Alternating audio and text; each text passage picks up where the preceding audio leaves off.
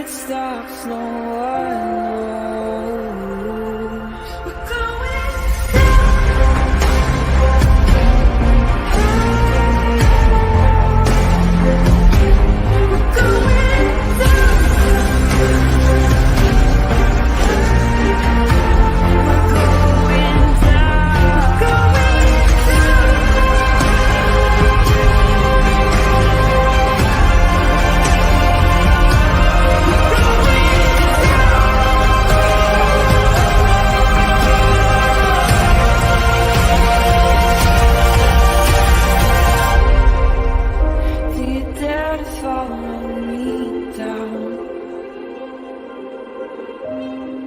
head into the unknown. Na, na, na, na, na, na, na.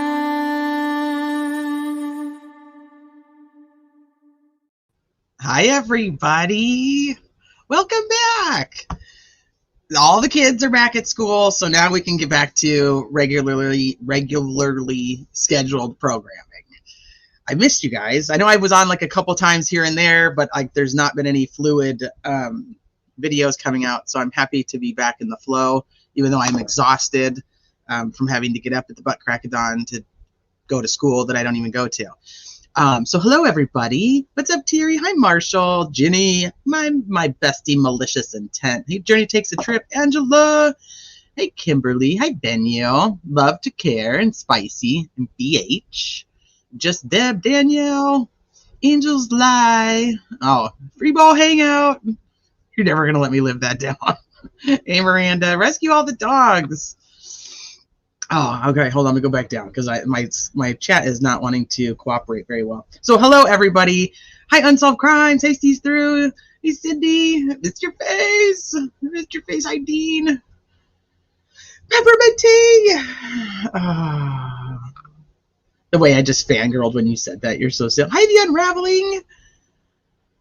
So, Fur Baby Daddy. Hi, Red Eye.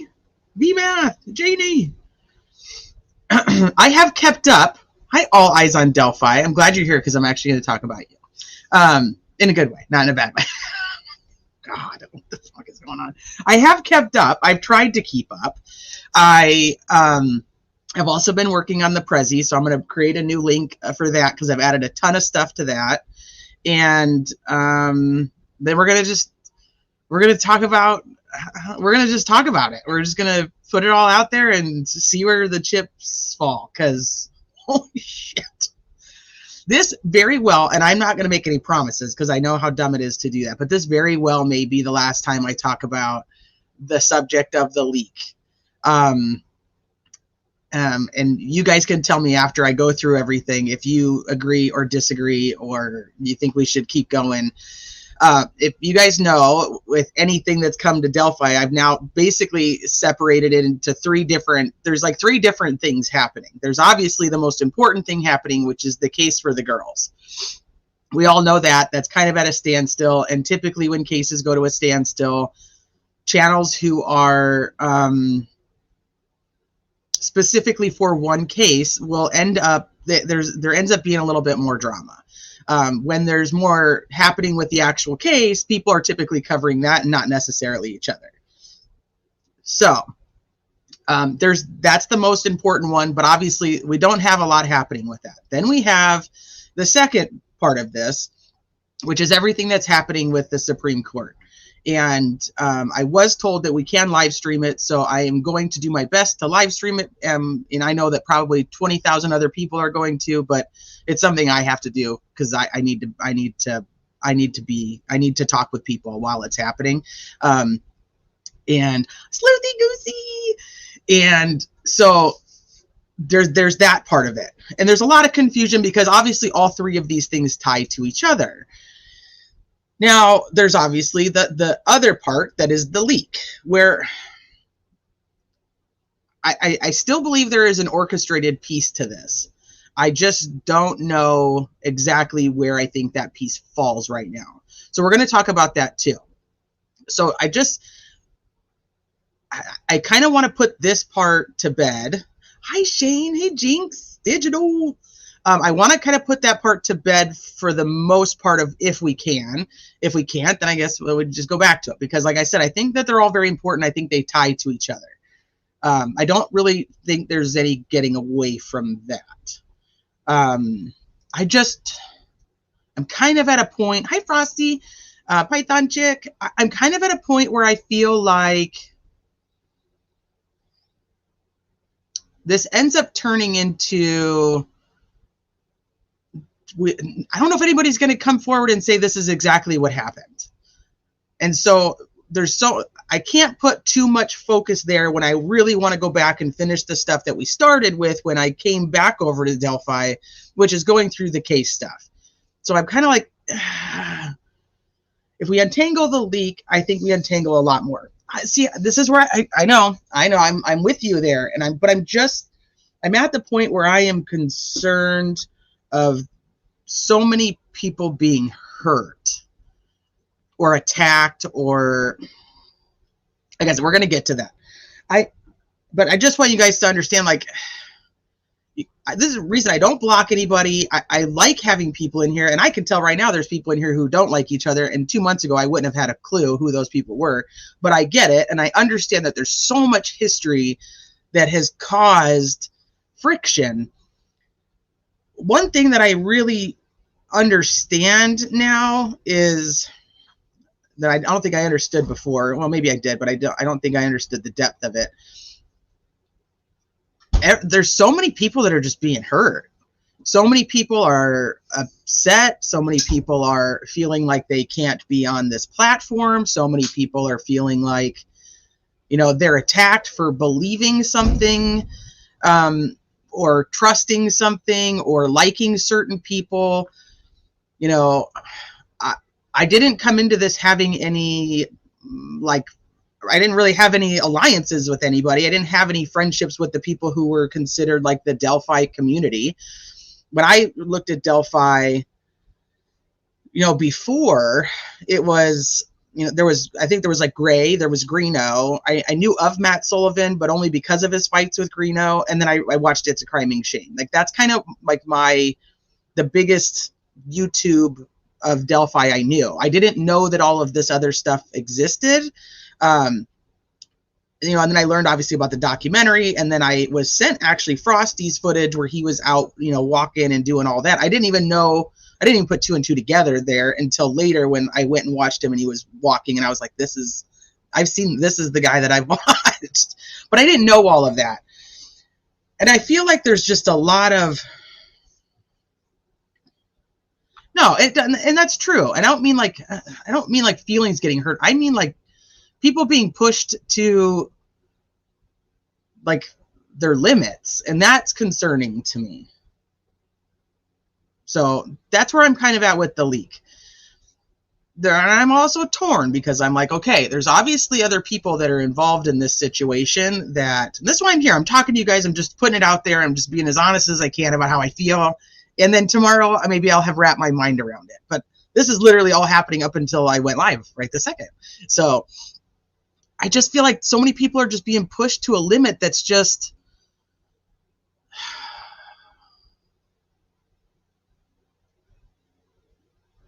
I don't know. I don't know what we're doing. Why we're doing that to each other.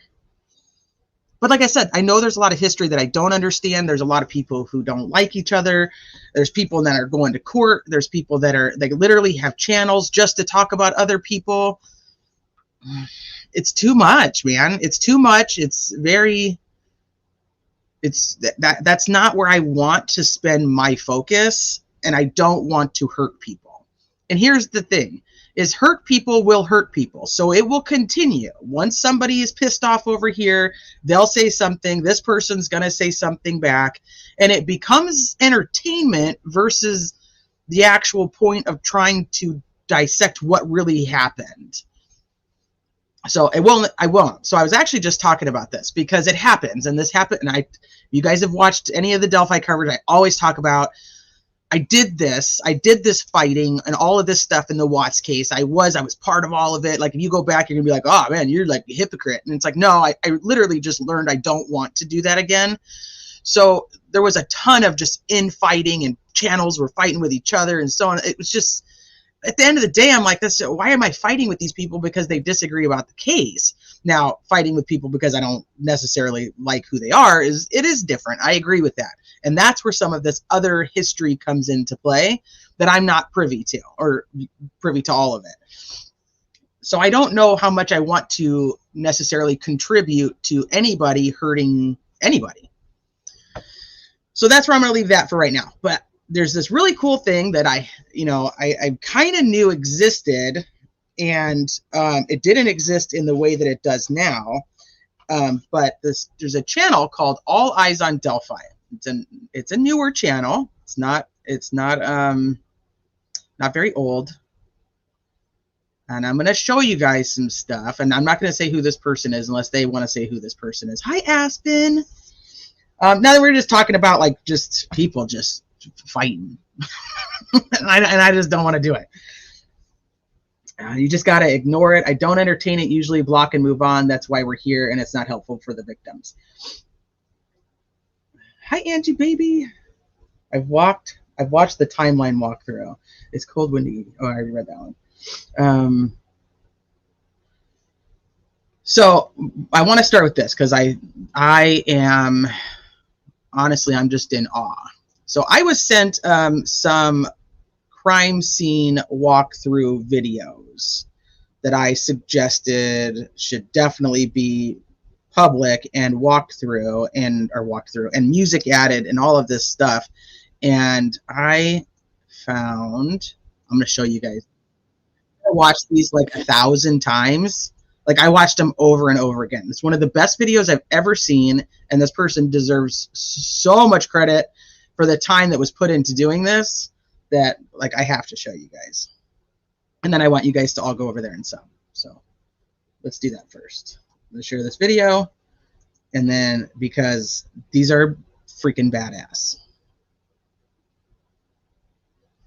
You guys are in a storm.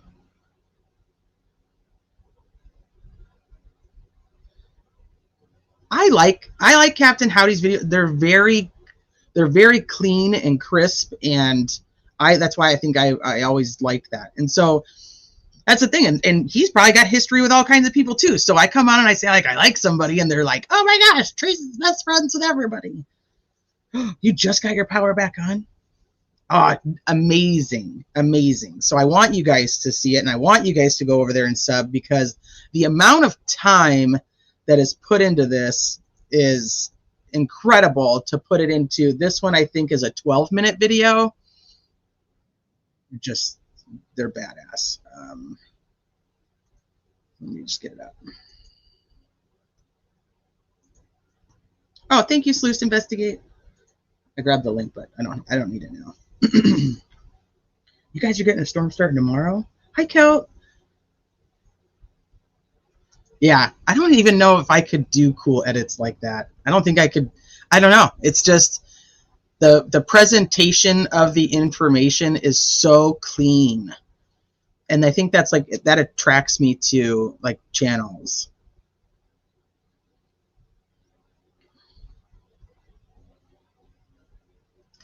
I saw that, Miranda. I've got to look more into that, because that's also kind of concerning when it comes to like covering trials. Like I want to cover Harmony Montgomery's trial. And what does that mean for like a channel like mine? So I got to look more into that. I don't know the depth of it. You guys are all getting snow. Hi, C-Dub. Took me 3 hours to make and edit a 3-minute video. So if you guys, I have like three big documentaries on cases that I put out. And I can't even, I'm like embarrassed to tell you, like I didn't even track them, but the amount of hours it takes to do something like that, maybe that's why I also am in love with these videos, because I know, I mean, it's no joke. It's just editing a video. People who put together edited videos like that, they're no joke. They take skill, they take patience, and they take so much time. So please make sure, if you are not subscribed to this channel, All Eyes on Delphi, you should be. They're absolutely incredible. And Even when I thought like, yes, these should have like audio and stuff to, or like music, never in my wildest dreams did I imagine anything would turn out that way or this way. Okay, let me make it full screen. So, but they're like, I was just watching them over and over and over again because there's so much to it. Okay, I'm gonna play this.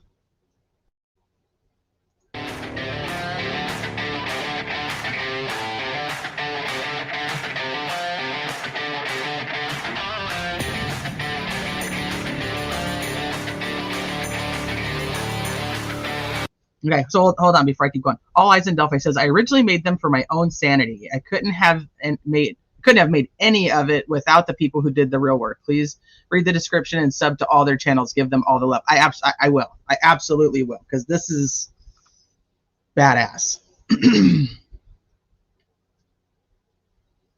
Yeah, don't ever feel bad for helping out and doing stuff. My kids played soccer. If it's televised, I want to go to a trial. Who are we talking about? All right, I'm going to keep going. I'll read the chat while this is going for you guys.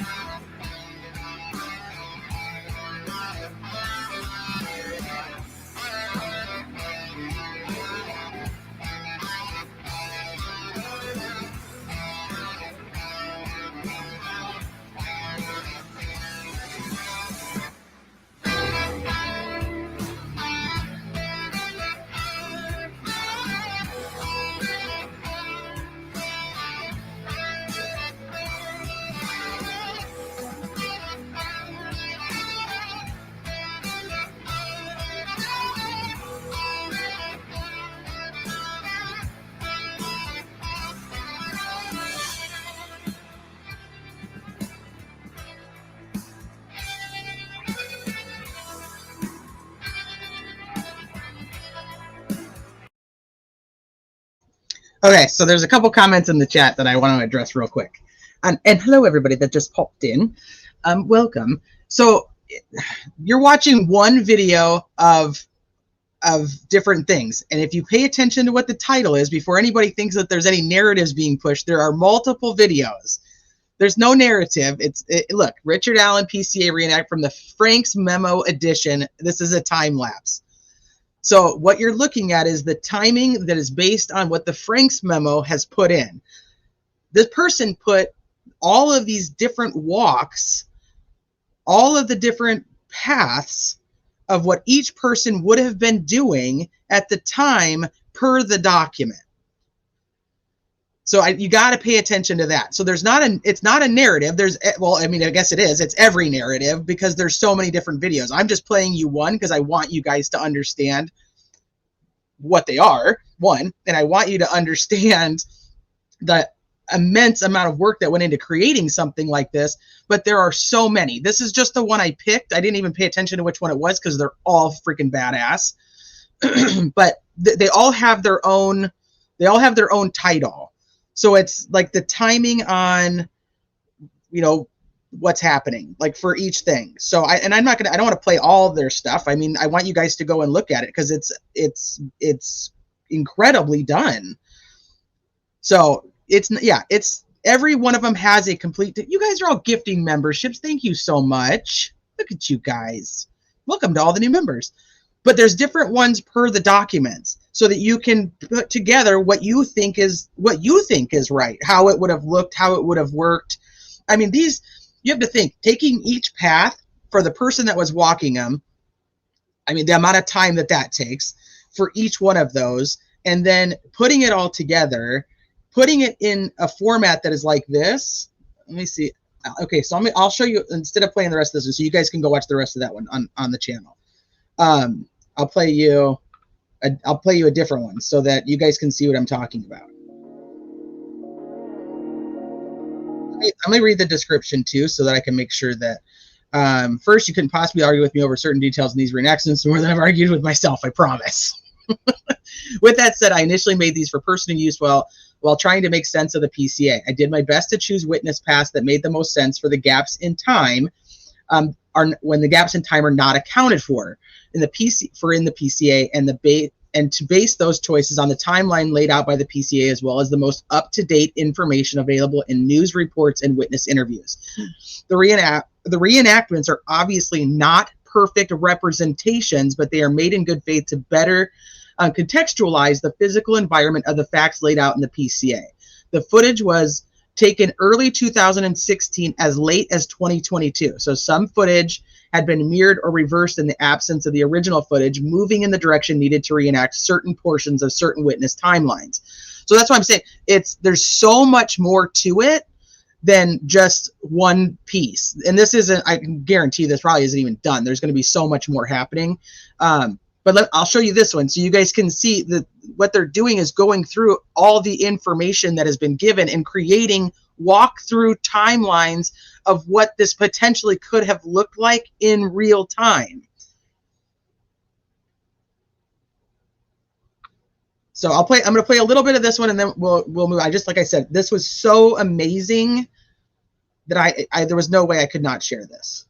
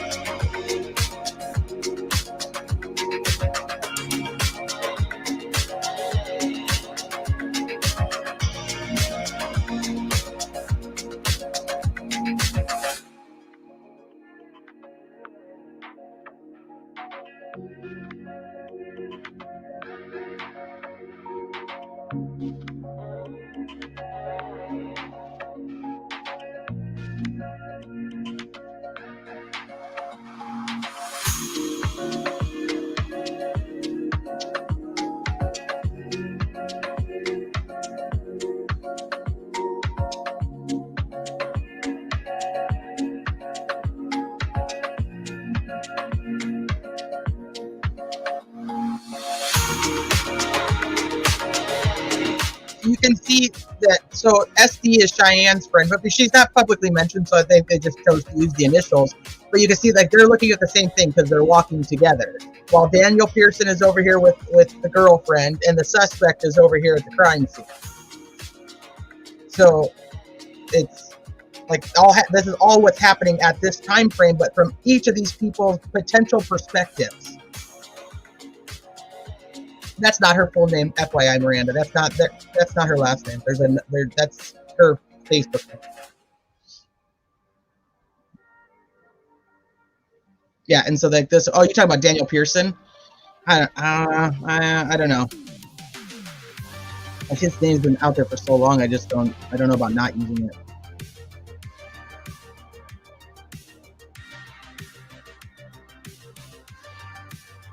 Its video is crazy cool.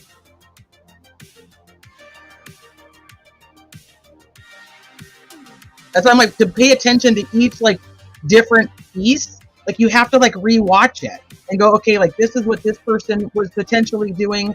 Like obviously, I mean, let's be real, not any one of us knows exactly where everybody was or what they were looking at. I mean, this is my ADHD brain is so happy right now. Yes, I'm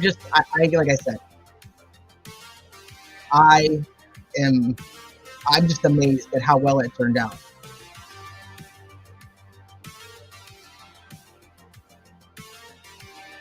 And All Eyes on Delphi, you did literally that. You did exactly what you set out to do.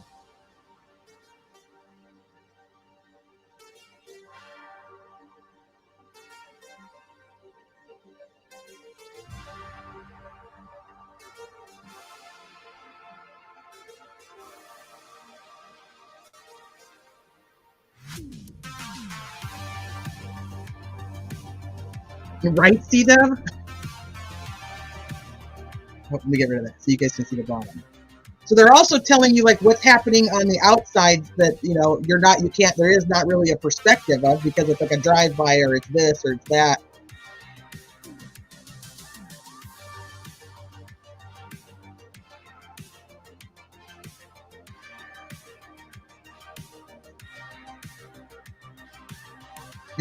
Now you got, you know, flannel shirt guy comes into the picture and where he's walking.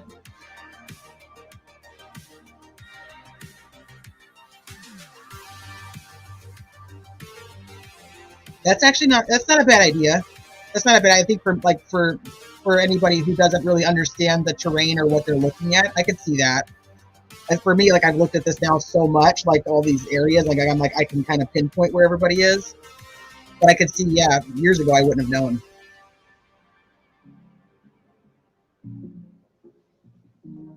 Yep, and now here we have Derek now driving to pick up the girls.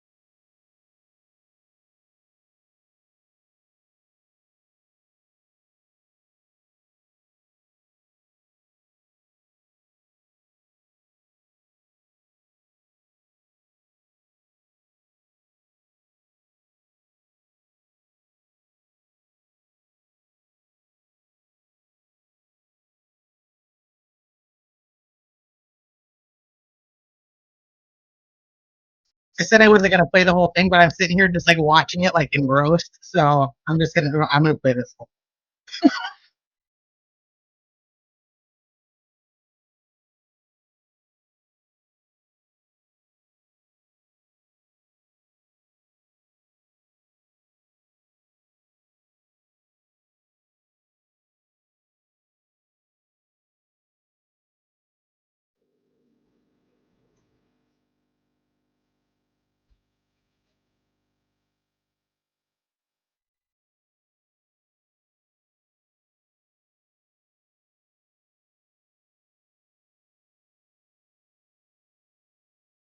No digital, she didn't. She just said she saw two girls. Well, we don't know what she told the cops, but we're under the impression that she just said she saw two girls that she thought were probably Abby and Libby due to the time and probably what they somewhat my assumption.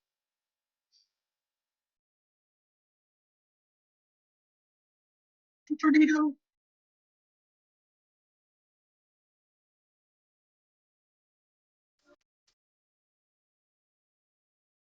So now you have a suspect walking down the street, and Sarah Carbon's. That's where Sarah supposedly sees him.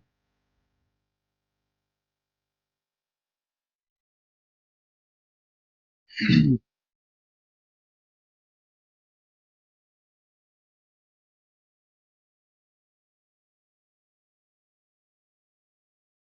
you'll be.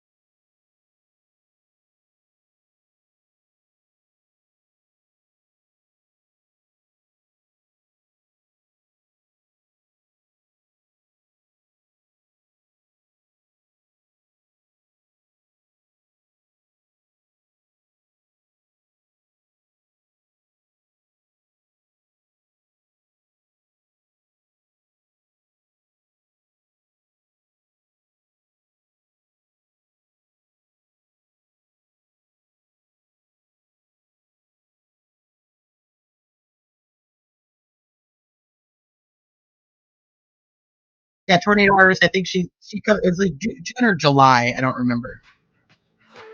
There you go. I'm just so I think they're amazing, and I can't wait to see what other timelines come up with and you put out there from anything that we learn or other documents that you choose to do. I want you to know that I think that these are amazing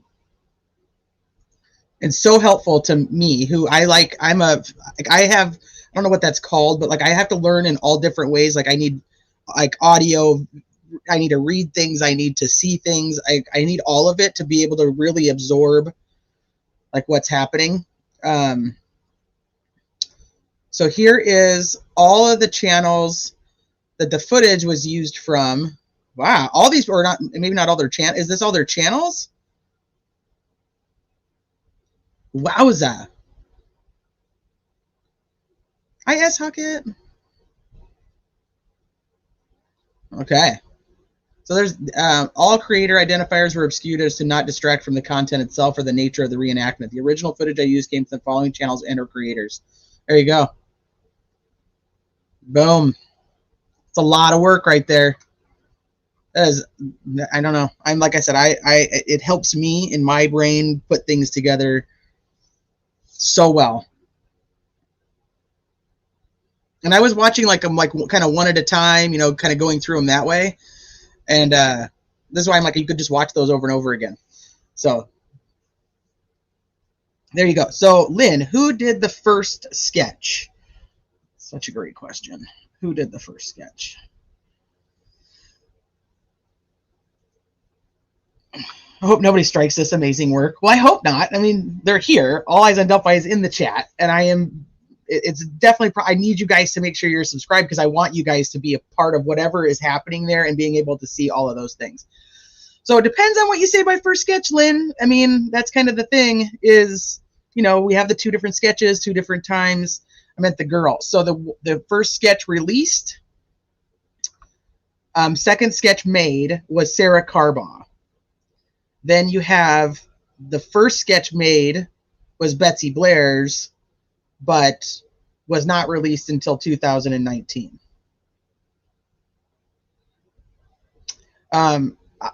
I am not going to go against that, to be honest with you, because I think that what I think happened, because if you remember, we were told so many different things about that sketch. We were told that it was like computer generated based off of some of the things from the like Libby's footage. We were told that it was a witness.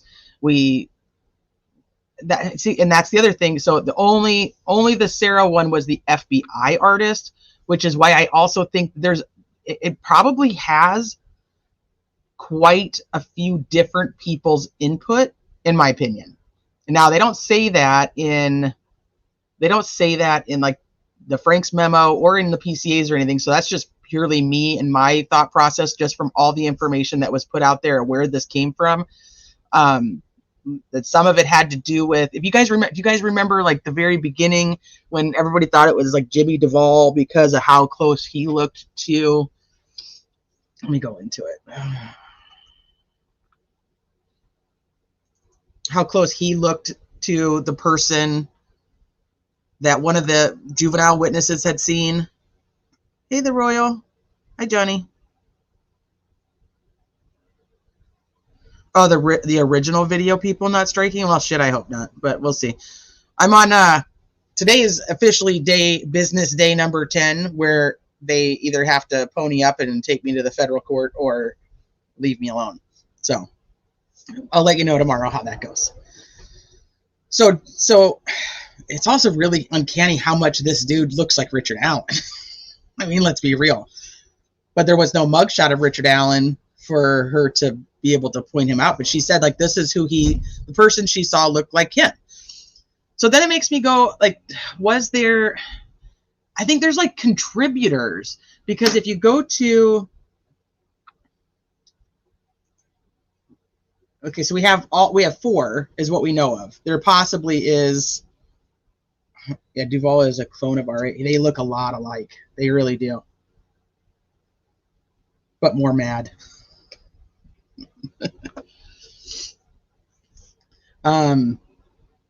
Well, digital, see, that's weird, because that's the other thing was something that we were talking about, and they go forward and say that Jimmy Duvall has nothing to do with Tara's wife, Amanda. So I put all that in here too, because that's always been a point of contention of whether he was actually related, because they had the same last name. So I threw all that stuff in here too, about where they say no relation. I don't know. They're not in my family tree, so I don't know. But so we have the 4 sketches, but if you go to,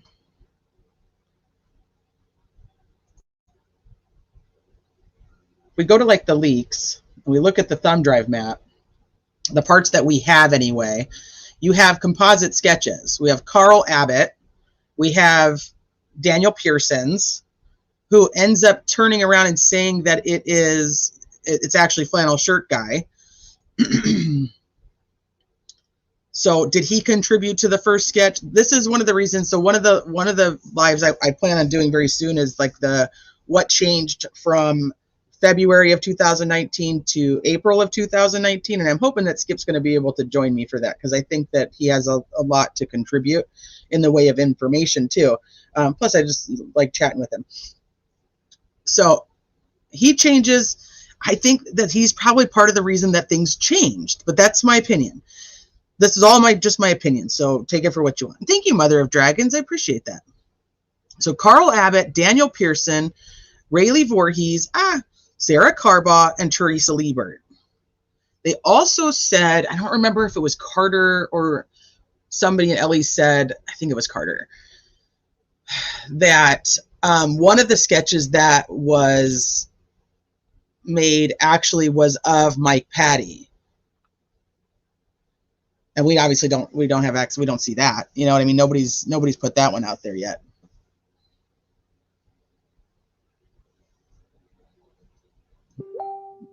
A local witness identified Bridge Guy as looking like Jimmy Duvall, yet never saw R.A. working at CVS. Nobody connected R.A. who worked and socialized in public in that tiny town. Yes, I know. Hence why I can't figure out what I think if this guy is the right guy or not, because some things just do not make sense. They don't make sense. There's something missing. And one day, we're going to learn what that is. But today is not that day. Hush. Hold on, I just got to give myself a pop-up. There we go. There's Skip right there. Yay. Okay, the young guy sketch with the hat looks like Logan Holder. The one from that I think is from Teresa Liebert. I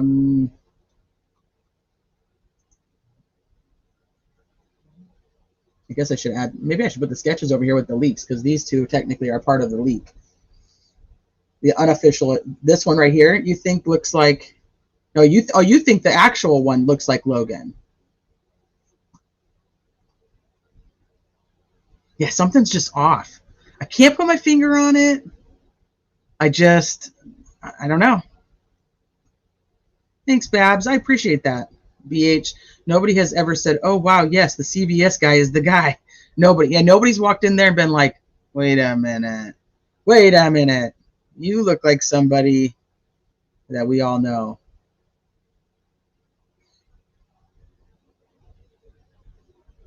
Mike didn't get there till 4. Why would they sketch someone who arrived that late?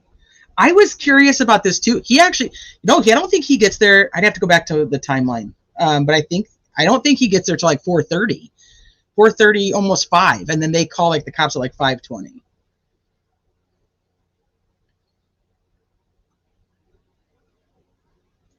Oh, that's true too. So there was maybe, but I don't know. That might actually trigger things if the story of the fact that he was wearing a scarf, then that might actually help. Hi, Mrs. Depp. Thank you. Good to see you. Yeah, Kathy Allen never said, wait a minute. Wait a minute. Well, you should chat more often, Babs.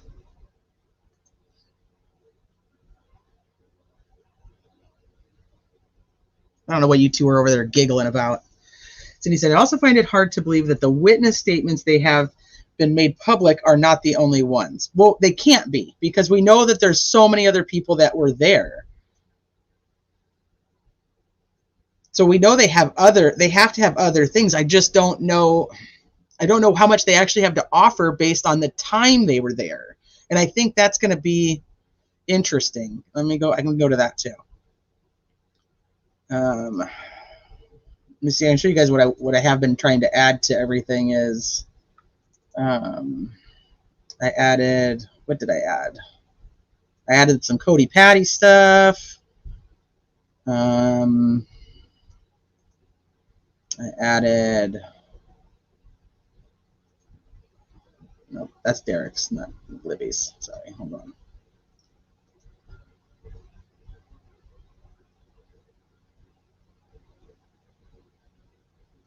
Libby's social media.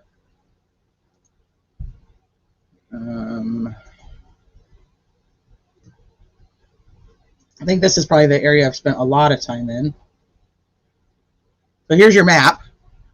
Hey, Kelly. Hey, Stalker Alone. Been like updating all the stuff with this part, and hopefully Travis has offered to help me with some of the legal stuff that I can put in here. But just adding all the whole team. I'm gonna put like all the interviews in with these people. So let me get you guys, now that I'm actually talking about it, let me get you guys a new link, because remember, the old links only give you the old info, apparently. So you guys can get a new link. This is Delphi.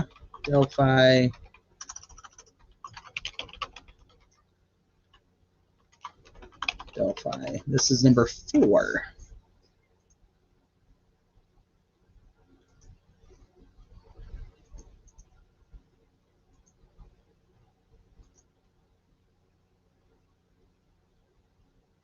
And so much of this stuff you guys have helped me with. You guys are sending me stuff, which I appreciate.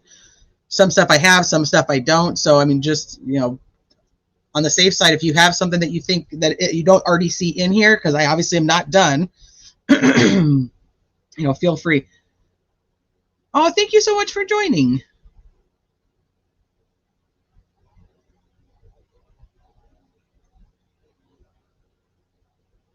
They had to have gotten reliable info. Or their what they considered to be reliable info previous was no longer reliable. So they had to go to the second plan.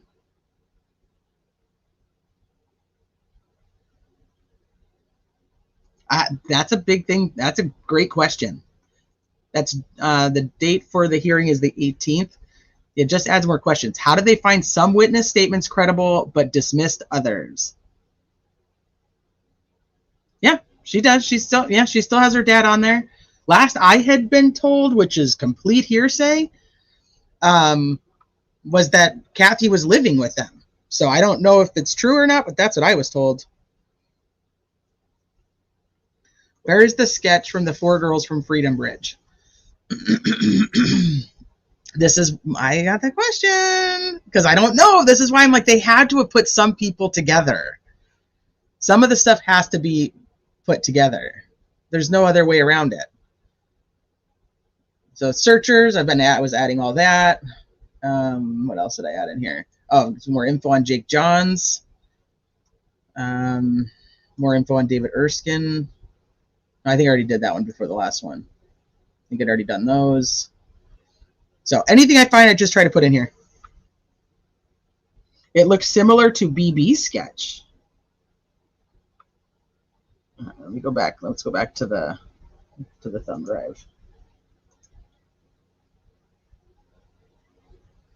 Yeah, I mean, they got Carl Abbott. We don't have a sketch from Carl Abbott that we know of. Daniel Pearson, who says, nope, that ended up being Flannel Shirt Guy, which I'm telling you, timeline-wise, makes zero sense to me. It makes zero sense to me that he, at the point where he says that he saw who he thought was BG, I don't know how he could have said that he saw Dave McCain. They would have seen each other at 2 different places. So then we have a sketch from Rayleigh, and then we have the sketch from Sarah and the one from Teresa Liebert. So if we put people together, that's why I probably just need to add the sketches in here too, because otherwise we just have to go back and forth. So this is the one supposedly from Sarah Carbaugh. This is the one supposedly from Betsy Blair. This has been rumored to be the one from Teresa Liebert.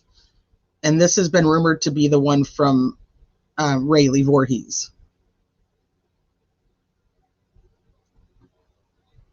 We don't know that for sure, but just based on descriptions of what they gave, but Teresa Liebert doesn't talk about a hat like this. But then they also have this weird thing about this hat that they're like, don't look at the hat, don't look at the hat, and then they're like, don't look at the head, just look at the body, look at the way the body walks. Ooh, which is, you know what? Let me see what channel was that did that? Adrian. Aw. Thank you very much. So what happens when Betsy takes the stand and says she saw a young guy and not Rick? Like, here's the big thing. How many of these witnesses do you think you're even going to see on the stand? Do you think these people are going to, they're even going to put them on the stand?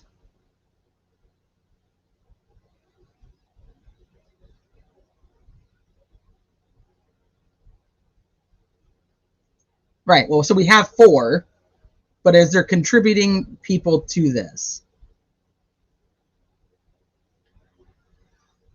I just don't think that most of these people are going to be even on the stand. I don't see it. You're going to have the major players. They're not going to put like all 4 juvenile witnesses on the stand. That's not going to happen. They're going to have one, the one they feel is the most believable, the most reliable, and and I don't even know if that, I don't know if any of them can be, because they all tell something different.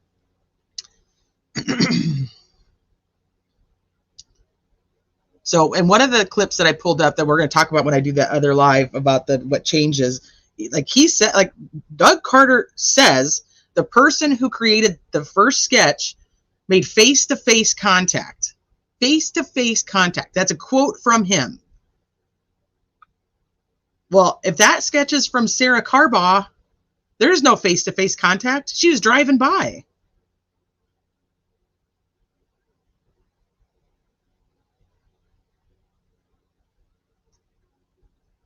Tornado says, what are my thoughts on MS and the Baston letter squeezed between two MS episodes on leaks naming us? Baston names the warden as the figure. I have not listened. I'll be very, I don't know. I don't have any thoughts because I haven't listened to it. I'll have to listen to it. I have not.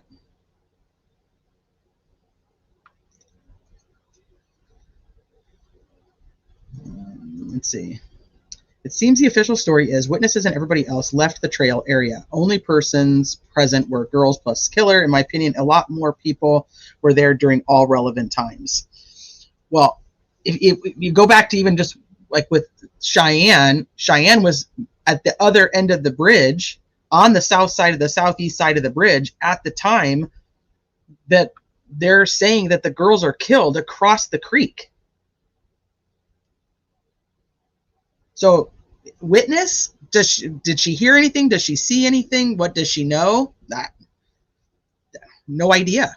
And then there's also the big thing about, let me see, I think I put that all in here too.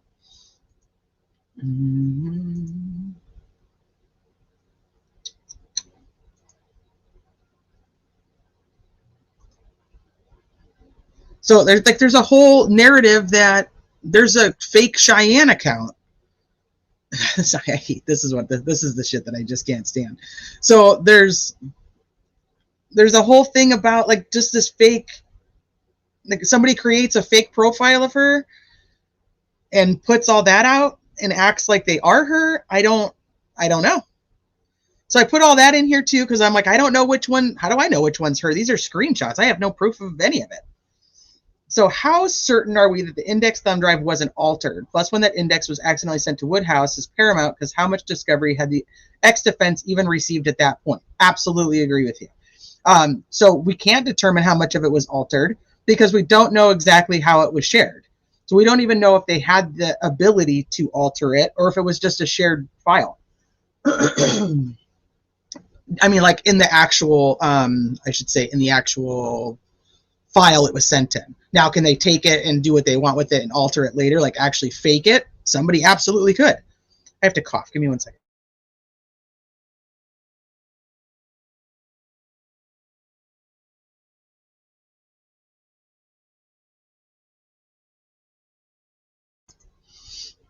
I believe that he was sent the index in April from reading through his messages, but other people tell me they think it was in December.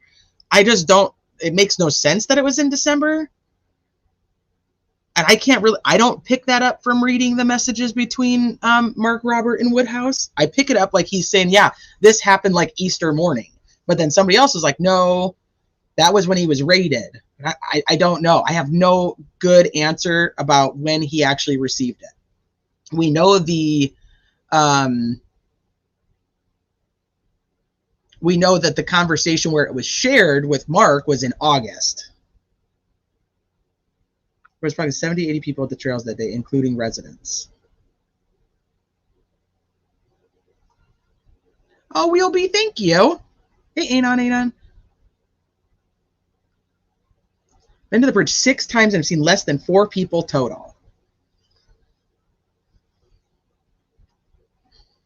So you guys don't get too excited, but Aspen's going to come on with Sunny and hang out with me and do a live. So don't fangirl too much. I'm excited.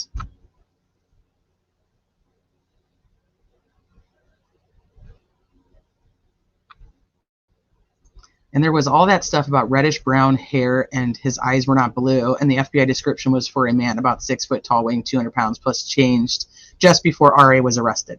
Yep. Well, I don't know if it was. I don't know if it changed right before that, because I know that there was the whole weird thing, and it happened in like 2020, where they took down, the FBI took down the profile of what they said the person was, and then that a different profile went up. And I know ATS has sent me that, and I need to add it. I need to add it in here. I have so much to still add to this, you guys. There's so much. Yeah, and 100 people pre-130. Well, I mean, we can look and see what we know. We know that David Riley does the interview where he says that he was there. Right? I mean, if we're going to talk about the residents too, I mean, how close do they have to be?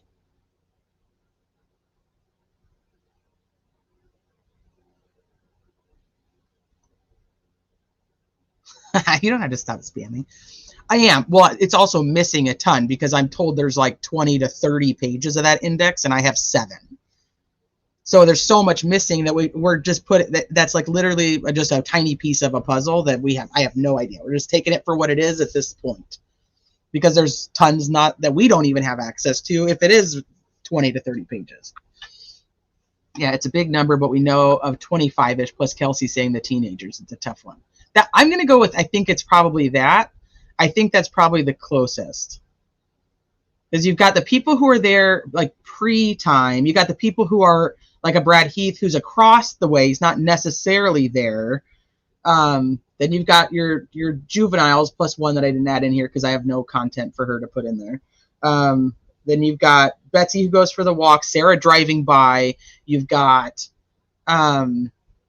Terry Wilson and Wesley who are just driving by. So do they count? I mean, all they did was drive by the place. They're not actually there. You got the 3 girls, the Herrera, Mata, and what's the other one's name that I can't remember right now? The three other girls that say, you know, that they were over there, but they were at Riley Park playing basketball. And I still have never found the screenshot that I want to find, that I swear I at one point had, where they said that they were actually at the bridge and then walked over to Riley Park. Maybe it's just a fake false memory in my brain. I don't know, because I have never been able to find that one again. Everybody walking their dogs. That's David Riley. He was out there walking his dog.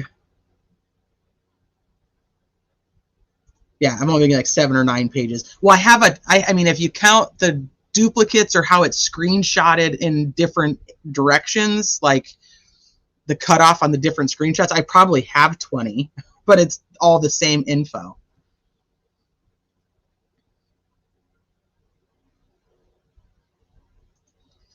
I was there in May 2022 and spent 2 days on the trails, 3 hours each day, and didn't see a soul.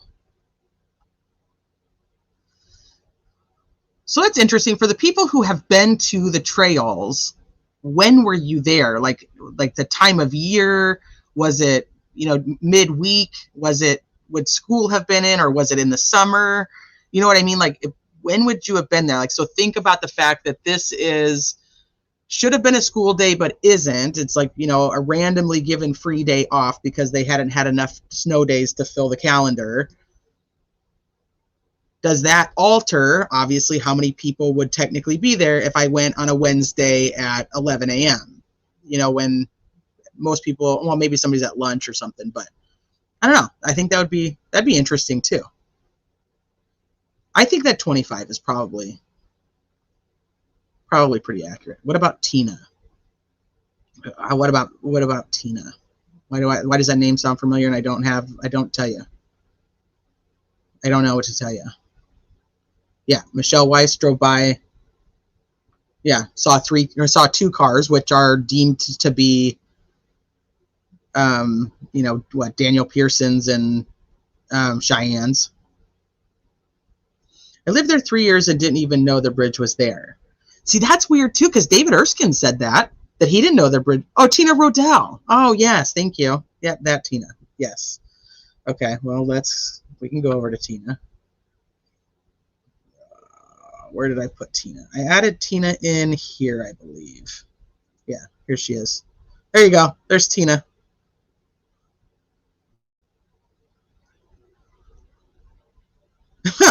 That's my goal, so that I can find everything. Is to have anything and everything in here. So Tina is that Tina, Tina Rodell. I don't know why, like that name sounds familiar.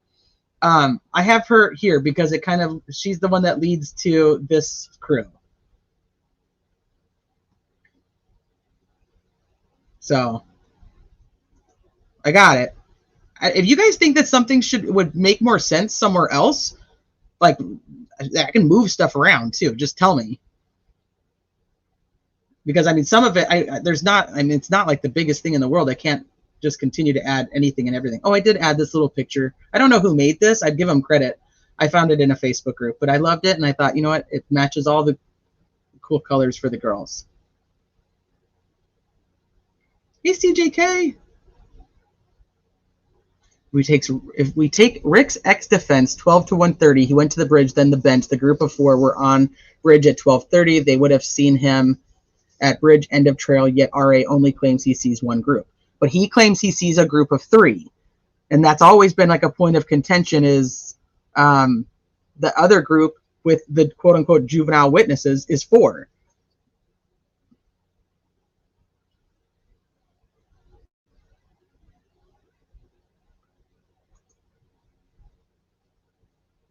I live close by and I'd never heard of the bridge either. There are all kinds of rumors about barbecues and drug parties, etc., in the general vicinity of the bridge and trails around the time of the crime.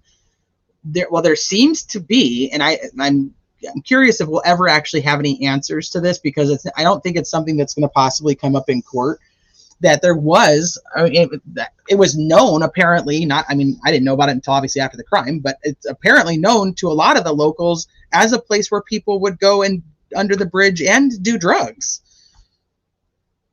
That's what I'm hearing from locals, is like that was not uncommon.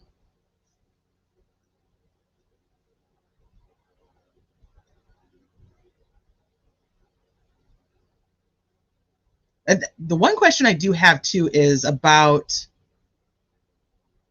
what time did Flannel Shirt Guy get there? What time did he show up? Yeah.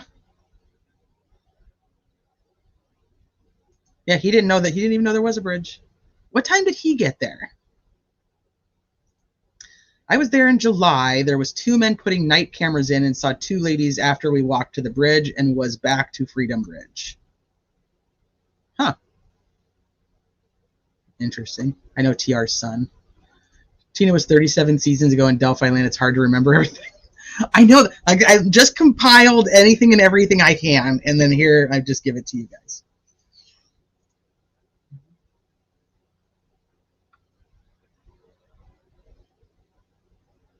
He did. That's what I've heard too. Oh, he got there at 3:05-ish, but he parked over by Freedom Bridge. Correct?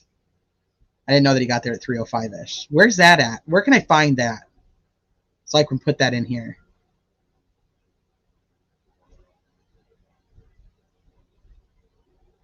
I can probably guess other things happen under that bridge. I'm sure they do. That bothered me too, that he said 3, not 4. Almost never mentioned Betsy.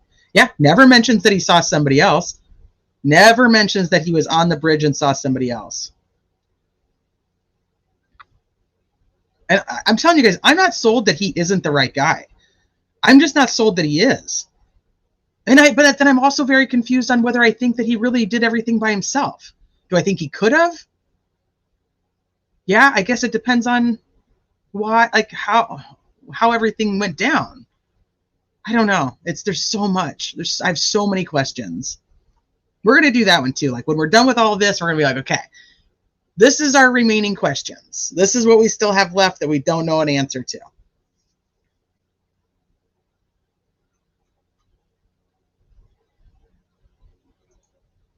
Well, I also heard that they had,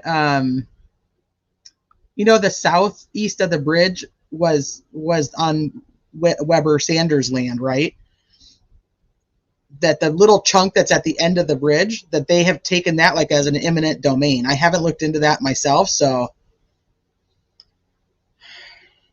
possibilities and probabilities are just so different, right?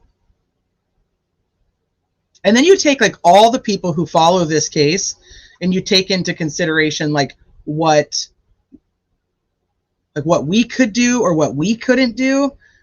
You know, that I think that was a big thing, like with like Ron Logan, where people were like, no, he's too old. He's too old to have done it. And it's like, well, you know, people are like, well, my grandpa's the same age and he can do these things. And other people are like, my grandpa's younger and he can't do anything.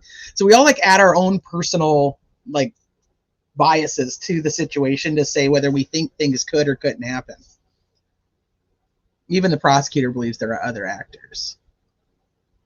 So, okay, here, I'm going to go with this. Here's another question I have, Chelsea. Does he believe that there were other actors involved in the physical crime, or does he believe that there are other actors that protected Richard Allen after the crime and would be considered like accessories after the fact or hiding evidence or whatever?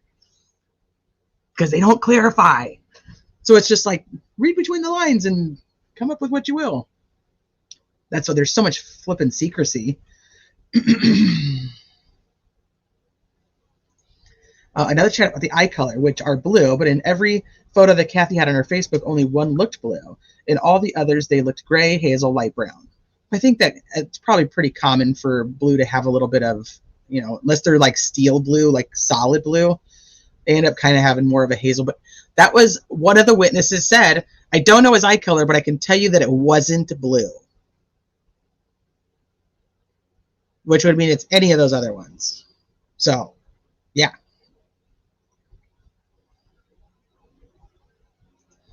Have you seen MAD's latest with the new stuff somebody did on the BG video? MAD's. Tell me the whole channel so I can tell you if I've seen it, because my initials are not working well in my brain.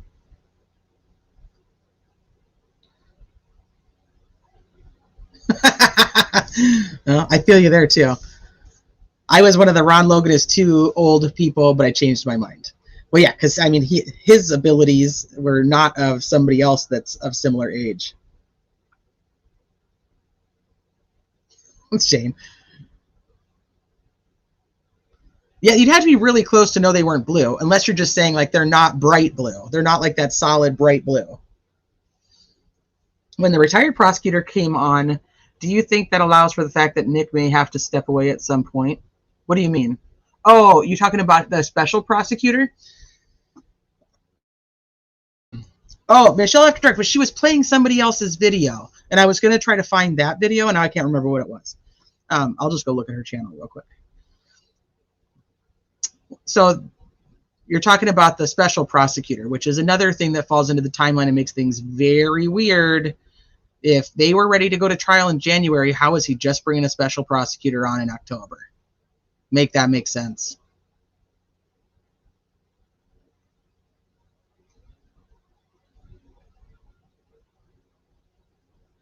And how in the world would that witness know that, Anna? She was driving by. There's no way she saw the eye color when she's driving. This is why I also think that first sketch that we're talking about, the one that's supposedly just Sarah Carbaugh's, is there's more people that added to it. And I also think that it has something to do with, you guys remember I showed you that photo. I don't know if anybody ever did anything with it. Let me see if I can find it real quick. I've been working really hard to try to sort all these things out into different folders. So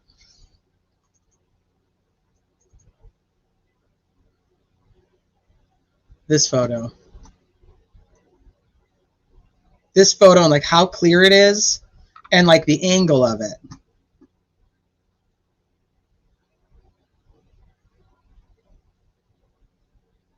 It just seems like it's higher. So I'm wondering if they took like a photo like this, and that's what they were able to use for like quote unquote AI, you know, help along with what the witnesses said. I still feel like this is, I just don't know if this is from her video, from Libby's video. I'm not sold. I don't know if it's the same angle. Let's see where he's stepping with that knee. Hey, maybe it is, and maybe I'm just making shit up in my brain.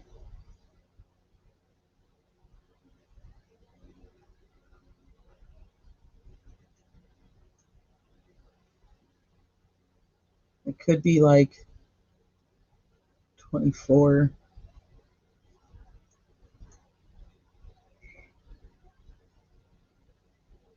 26 maybe. Does that look like the same angle? Because this to me just looks like it's lower, and this one looks like it's higher. A trail cam is what I think it could be from. I don't know. This is total speculation. I have no idea. This picture just doesn't look like these pictures. Well, the color, yeah, but I mean, like the news could have changed the color. It could have been the original color.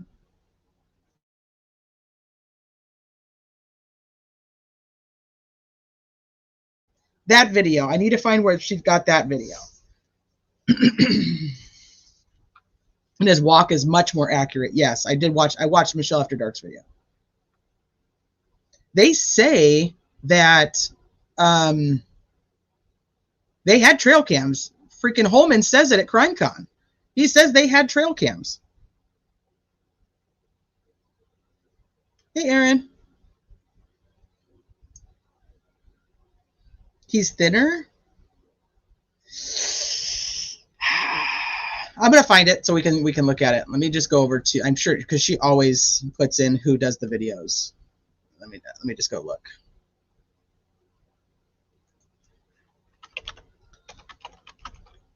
She is legit one of my favorite channels, FYI. You guys don't know that.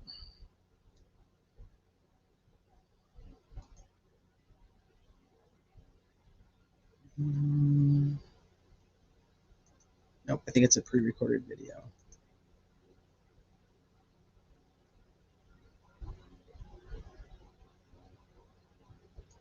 Good morning, everyone. Okay, hold on. Let me just see if she has her source. Oh yeah, it's from Reddit. That's right. You just said that.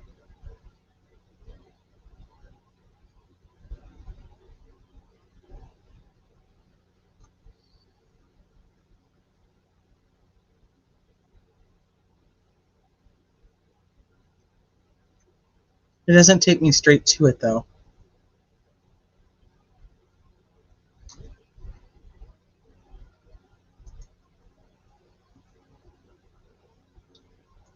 All right, well, it can't be that old in here. Give me just a second. Let me find it.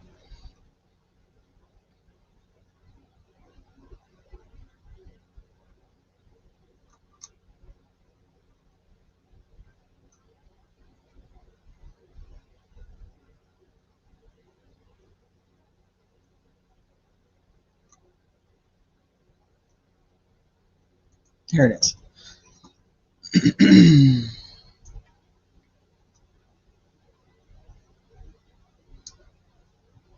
Let me find you guys again. Hey, Alley Cat. Look through his Delphi playlist. Yeah, he did. I know he did. But this one's not his, right? I don't think this is his. This is somebody else's. I've seen his. Kay said her trail cams were out of commission at the time because they got tired of fixing them, but maybe LEC's still able to recover footage. I don't know what it is, but there's something about that photo that just makes me go, what the hell? And it could just be the way that I'm looking at it. So in no way, shape, or form am I saying definitively that it is completely different. I don't know that. It's just the way my brain sees it. Okay, so the police did an amazing job of putting out a moving image of Bridge Guy. They pulled a series of 71 frames, each covering about 1% of the area of a full iPhone 6S image, and combined them into a short video. Bridge Guy was walking at the end of the image.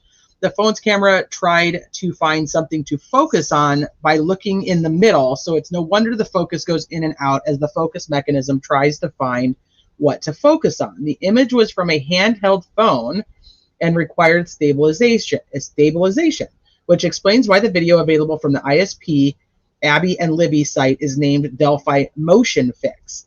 His head never moves outside its fixed location in the video. I used the source video, that's not me, not I, whoever this person is, measurement. I used the source video to make another version. Instead of stabilizing the head, it stabilizes the bridge. I think this makes his body movements more understandable to the eye. It moves from trying to identify the blurry face to identifying the body and the clothing. Rather than to make him dance by defaulting to looping, the video plays once and freezes on frame 69, not 71. Frame 69 is somewhat in focus and 71 is not. Although the original video lasts 1 second, this lasts 3 to pass Reddit's minimum duration restriction. Okay, so once again, I don't know enough about this, but I'm going to ask the question in hopes that one of you guys does.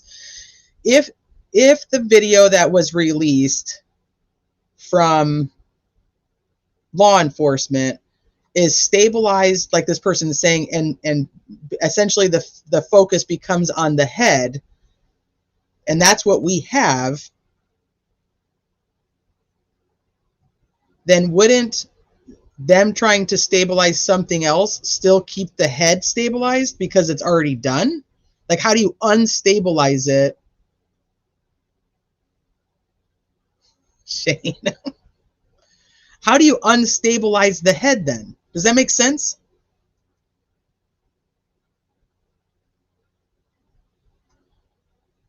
Has been said the photo of Bridge Guy contains very few pixels and he is in the background of a photo of Abby, a still photo. Wonder what is the truth. Well, my opinion, once again, I'm going to go with what I think, based on what the information we're giving, is I believe that Libby was recording Abby, and this person is coming up behind them, but I don't think the intention was to necessarily record this person first. I think that she was probably recording Abby, and that's why if the down the hill is at the end of the video, and the video is video/audio is 43 seconds long, she would have had to have already been recording way further back on the bridge to get there. So even if there's like, say, 3 to 5 seconds after down the bridge, because it's still towards the end, right? Okay. So I think they were already recording for a while, and then when he gets closer, I think he's much further back, and then when he gets closer is when she sticks the phone in her pocket. Okay, so you stabilize the image by moving the subject around within the image. There's one of the pictures. Yeah, one of the frames has Libby's or Abby's arm in it. Yeah. Hey, Crystal. Hey, Stephanie. we're gonna talk about that too.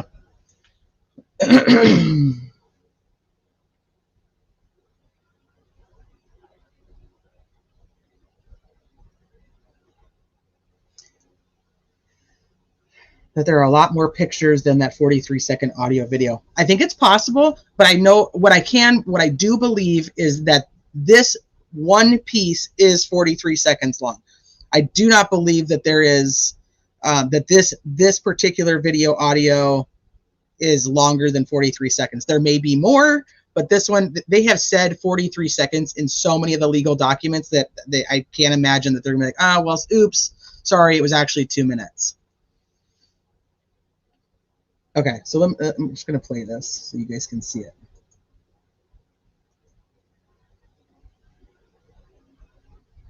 So the focus becomes the middle,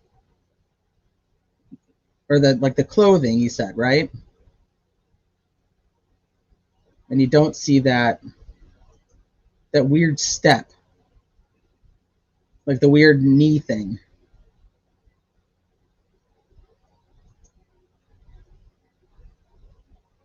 I guess you kind of do it. It's coming that direction. But I don't see a logo on that jacket. He also said something about that. It looks like the jacket's now a button up versus a zip up.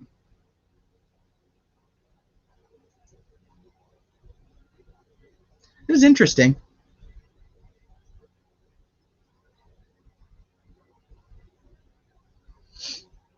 $18 photos on the day, give or take.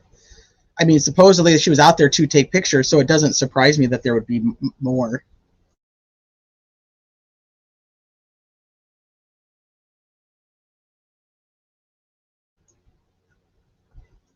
Oh, really, Steve?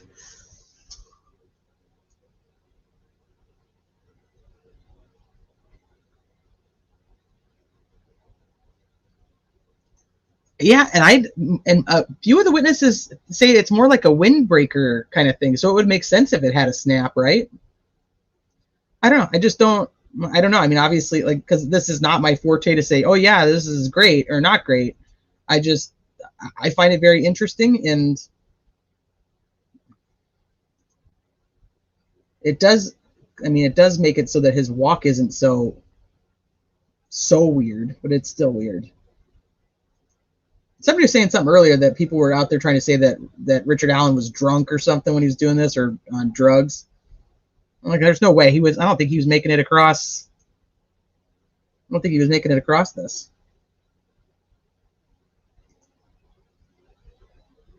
So interesting. I'll put the link in here for you guys.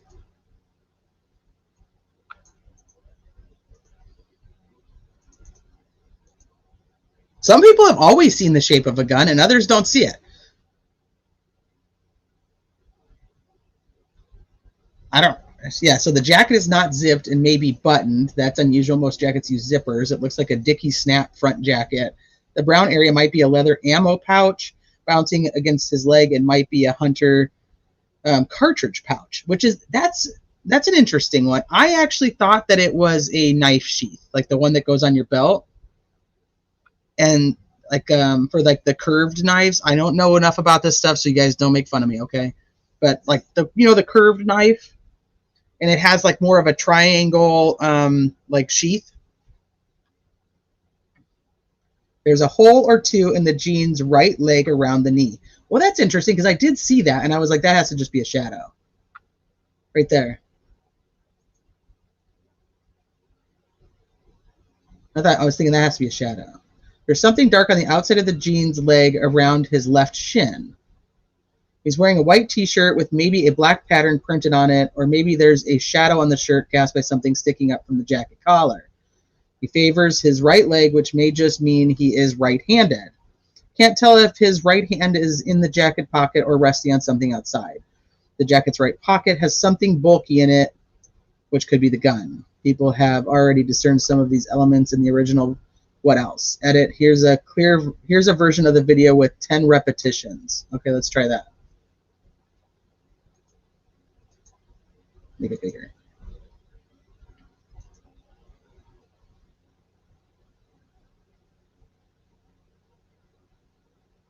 Well, at least they're stopping it instead of making it on a full loop, because I think that was always very confusing. Hey, Aaron. Okay, good night. Thank you for coming in.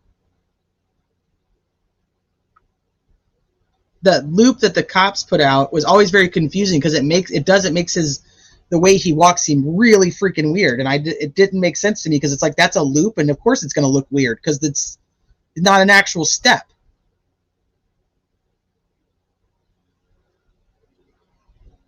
See, and like I look at the face, is that on some frames it's a scarf? Some frames I can see a scarf here. Some frames I don't. God, I fucking hate it.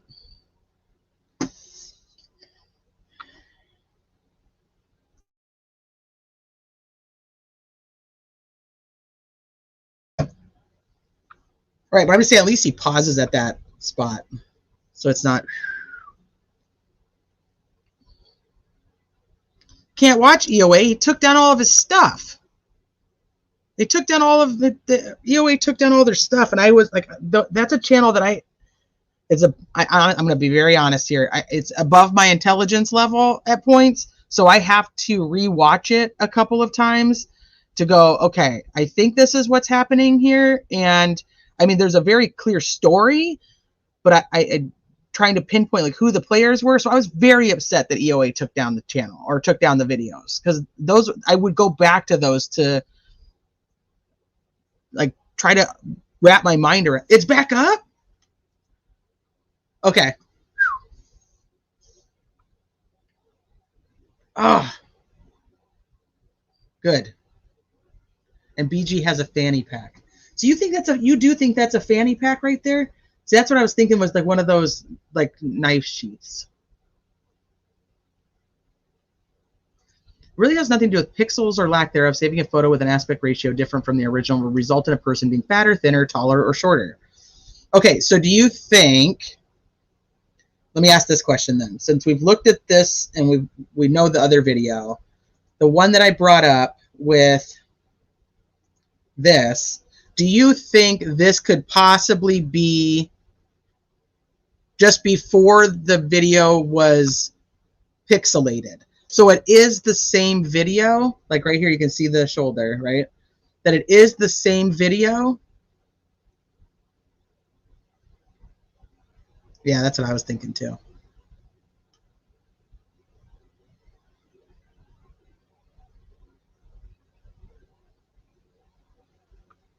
And maybe it's just from before they pixelated the whole thing, trying to get it better. That's possible. It just looks so different to me. But here's the one where I've always thought like he looks like he's got a dark mustache right there on the lip.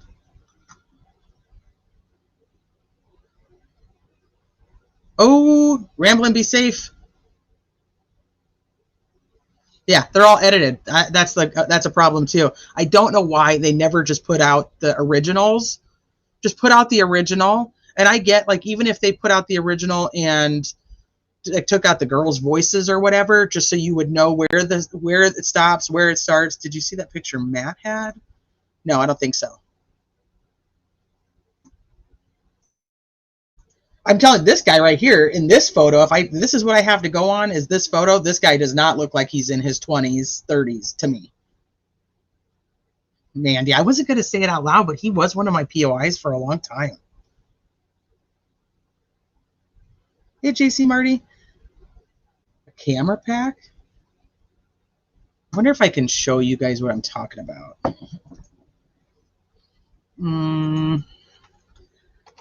Because I don't know I don't know names of stuff. It's hard to like pull it up. But I've seen the things. I just don't know exactly what they're all called. This is kind of like one. No, the one I was looking at was bigger though.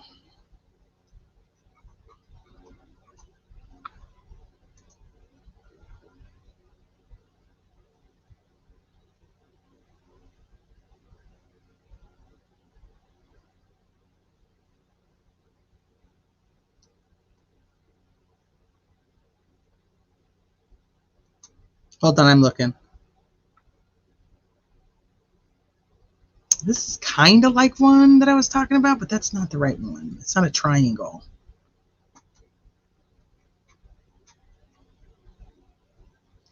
Maybe if I just go to Amazon.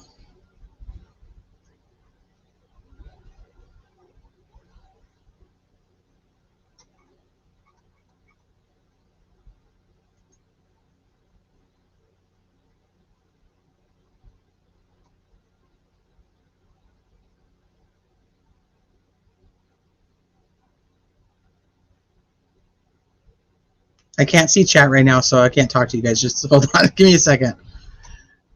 I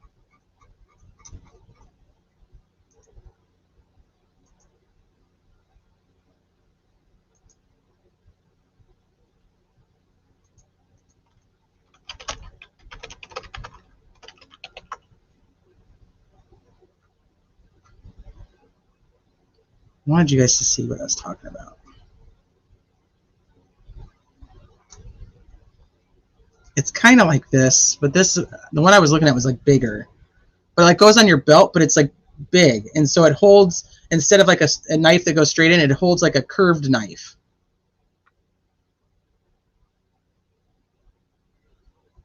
Is that, you see what I mean? I don't know why I thought that's what it was.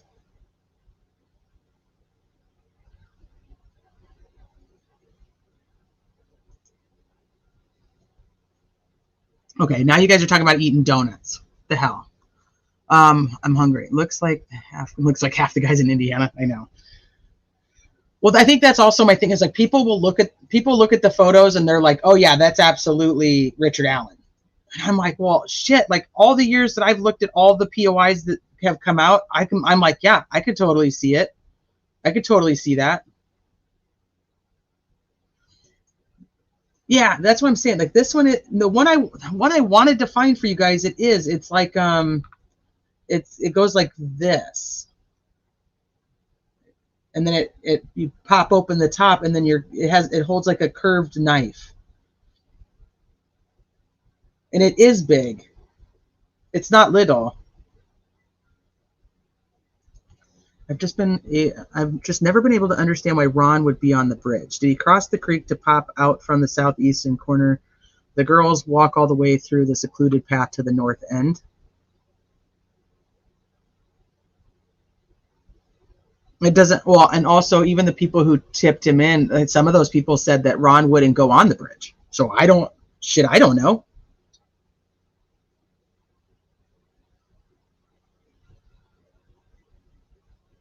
Yeah, something like that, Dean. Yeah. Let me look that up and see if that's what it is. Where'd it go? Oh, I don't know what the hell I did with it.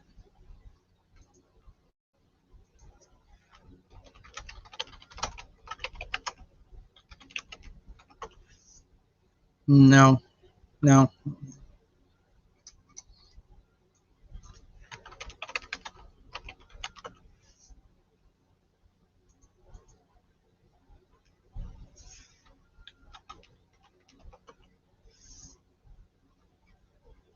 If I find it again, I'll show you. Because now it's just going to irritate me that I can't find it. But it's big and it's like triangular in nature. That's what I can't remember, Dean. I can't remember, but that's the knife. That knife is the one that I was looking up. I was looking up the sheath to that kind of knife that they were supposedly looking for. So if you can figure that out, I just don't remember it.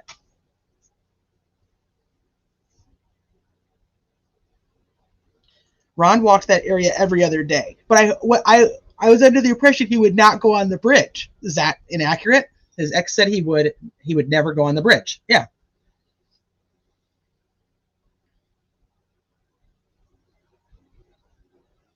It could be a fishing knife.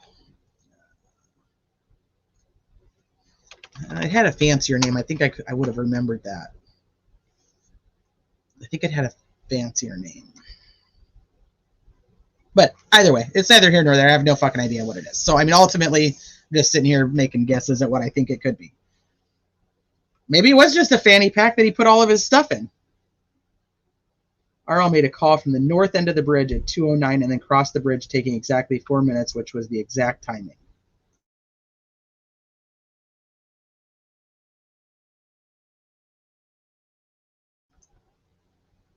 I'd have to go back and double check on the north end of the bridge phone call, because I don't remember it being on the north, but I don't remember it not being on the north. So I'll take your word for it.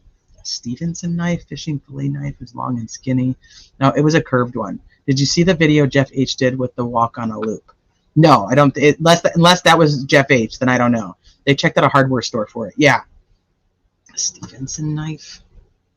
Let me see if that's what it was.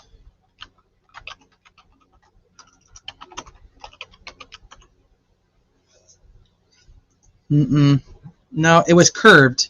The knife that they were looking for was curved.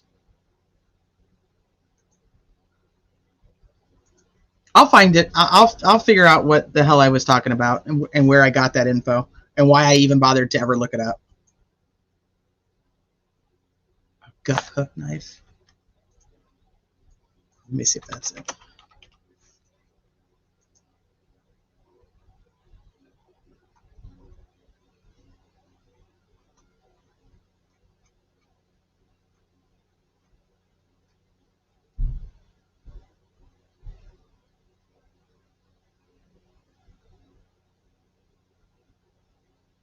Maybe.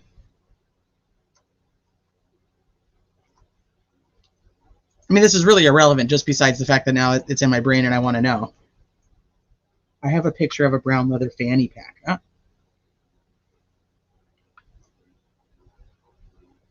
Adrenaline can do a lot of things, but one thing it can't do is give you superhuman abilities, which it would have taken for one person to pull this off in less than 2 hours midday. True. Okay. So, like I said, that's really kind of besides the point. This isn't, I mean, it doesn't really matter because I mean, I have no idea if I was even right or not. So maybe it was a K-Bar, Ron Logan, Brian Coburn, and Richard Allen were all working together in order to kill a couple of teenagers. Sound crazy? We'll see how far this spreads by morning. Well, I'm not going to take it seriously, so I'm not spreading it anywhere, Squeaky Wheel, but nice try. That trickery, that witchcraft. With only one cell tower, RL ping could be anywhere in the radius of the tower, not pinpointed to the bridge. Well, it depends on what they used to actually do it. Now, I think there's 2 towers. I think there's the one that's over by RL's house, if I remember right. And this would, Humanimal always has to correct me because I always screw it up. But it depends on what software they use to be able to put it into like that specific radius.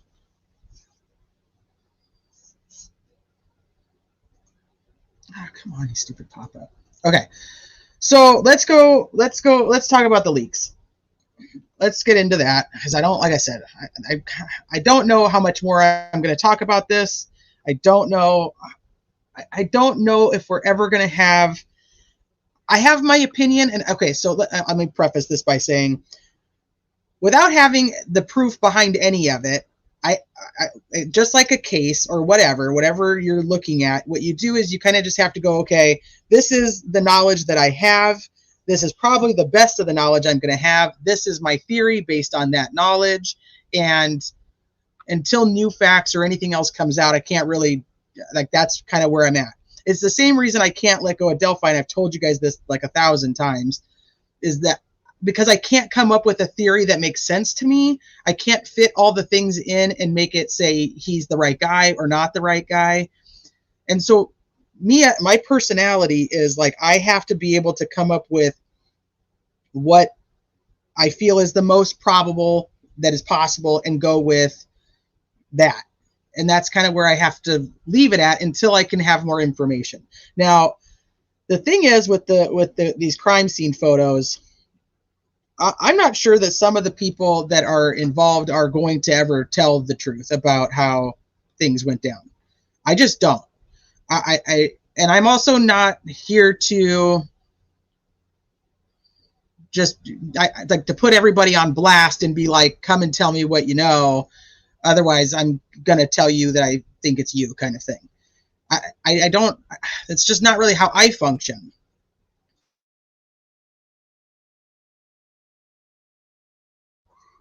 Hi, Julie. So this is kind of where everything is at. I don't know if you guys have all listened to the audio that was released by Art of Deduction, Frank. And here's the thing. I know Frank pisses off a lot of people. I know he does. And I know that the tactics that he uses, sometimes I'm like, Frank, don't do it. But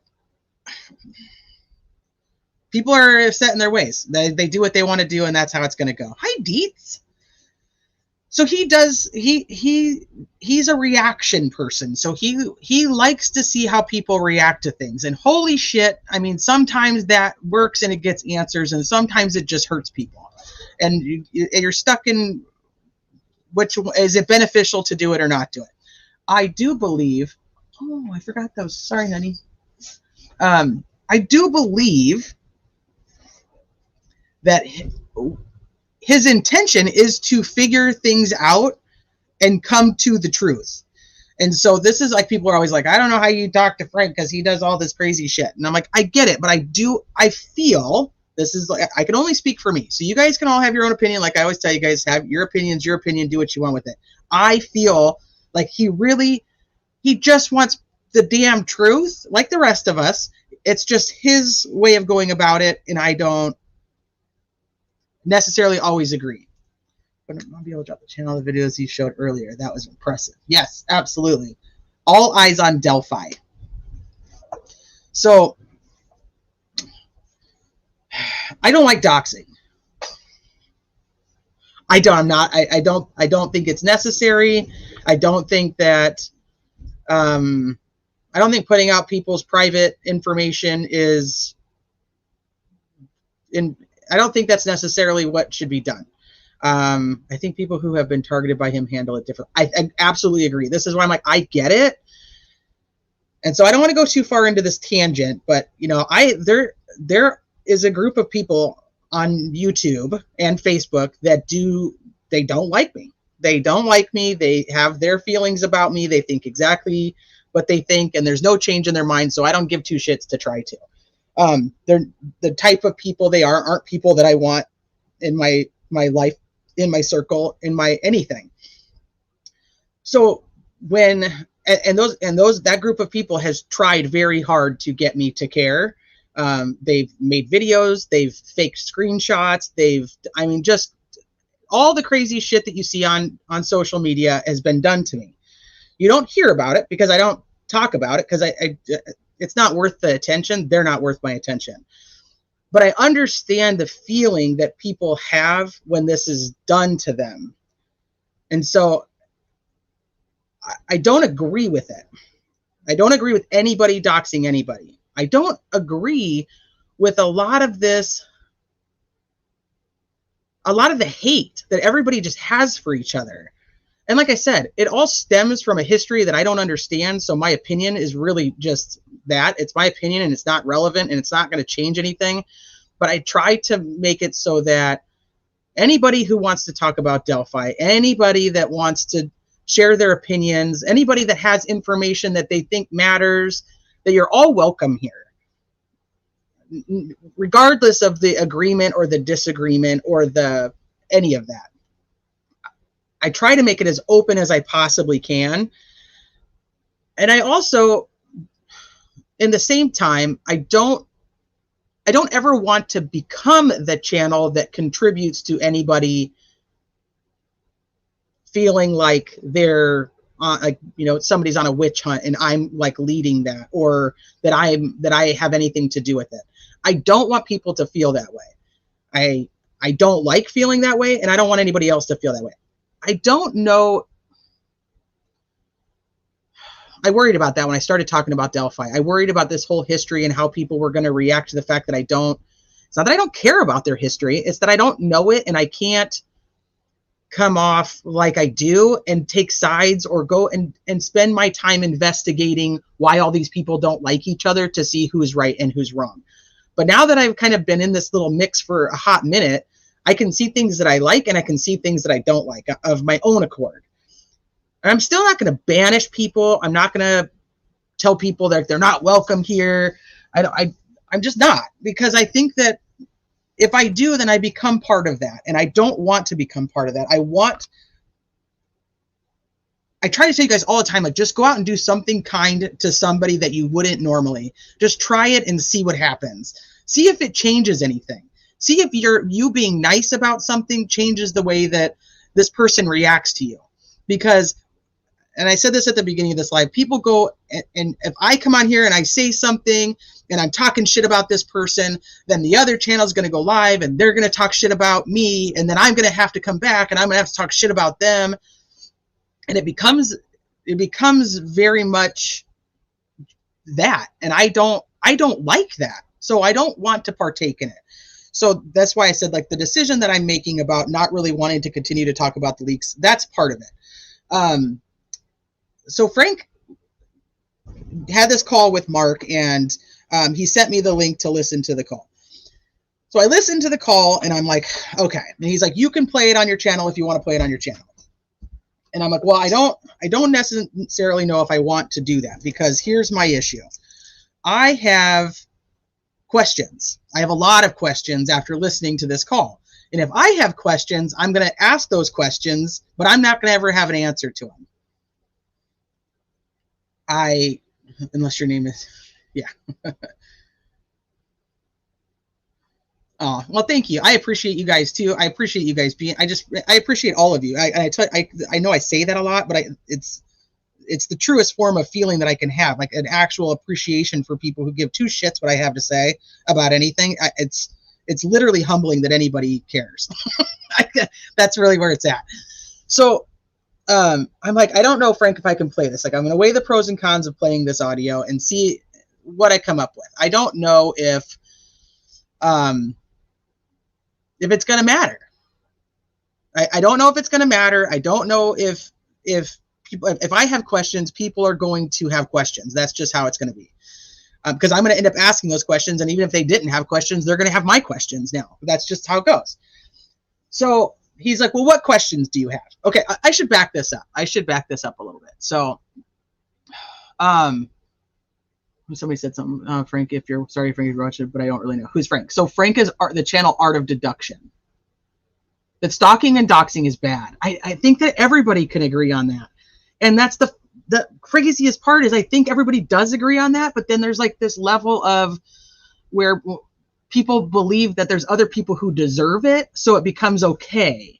And then the mob mentality joins in, and that takes over. So it's like, okay, so I'm going to throw this out as an example just because I can now. With Murder Sheet, one of my biggest issues was everything that they were doing and trying to hide certain aspects of what they knew, and I call it gatekeeping. That's what I think it is. And I get if you don't have the entire thing, like you're not going to put it out, but to just try to maneuver and manipulate the situation, that's how I felt like it was. And I felt like it was a setup to this episode they did the next day where they literally went on there and they just doxed, I think it was 4 people. And it became like, why is that okay? But anybody who supports Murder Sheet thinks it's okay because they don't like the other side. But there we are, that we're just okay with the fact that this other side is hurt just because we don't like them, and so it makes them okay. Or let's go like vice versa. Then, other people who are coming out and saying anything about, I don't know, like I swear at this point I feel like it's just anybody and everybody. But it goes like back and forth. And so, but because we think that we're right and we think that we know who the bad people are, it's okay. Dude, I called him salty once. Well, then that's why I had to name the live Why So Salty. When we came back up, Sleuthy, that's crazy. I don't know if you were here earlier, Sleuthy, but today is day number 10. They had 10 business days to decide if they were going to take me to court or not. So I haven't heard anything today. Maybe tomorrow. It is what it is. But because we think Murder Sheet is great, it's okay that they did this, and we all must dogpile this other side. And then we have like people posting screenshots of other people's private stuff, and it becomes just like entertainment. And it's like there's that part that we forget that people actually have real lives, they have families, they have, we don't know all the fucked up shit that they're going through. We don't know what's on these people's minds. And this is why I'm saying where I'm at with the leak. And I know that it seems I survived the storm. Yay! Thank gosh. People always try and justify actions of those they are loyal to, even if they become outraged when others do it. And if you ever notice, Deets, when those people are no longer friends, that same action is what pisses them off. That's what I'm saying. It's a vicious cycle, and that's what I was telling somebody earlier. It's like no matter what it is, like somehow we can always get like sucked in to like it's like quicksand. So because we have this loyalty to these people that we like, it's just like we automatically are like group mentality. Fuck them. We're coming. We're gonna have your back, and that's what we're gonna do, and that's how it's gonna be. At some point, some of us have to be like, okay, stop doing that. Like, don't do that anymore. That's not right. There's a lot of name calling. There's somebody asked who was going to take me to court. Murder Sheet struck my video, but I countered it. So in the counter, they have 10 business days, but because of the holidays, it took forever to have 10 actual business days. They had 10 business days to decide if they're going to take me to federal copyright court. So today is the 10th day.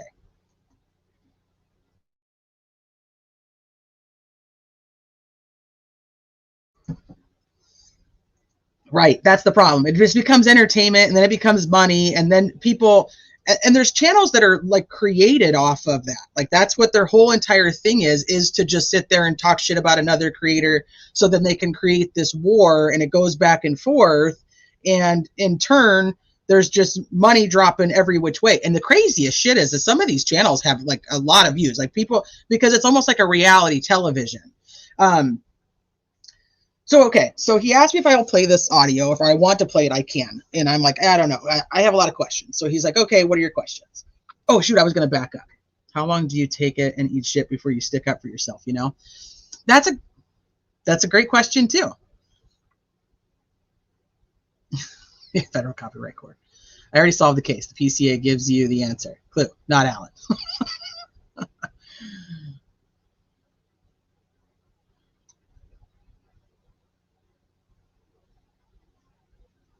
Yes, Thierry, I agree with that.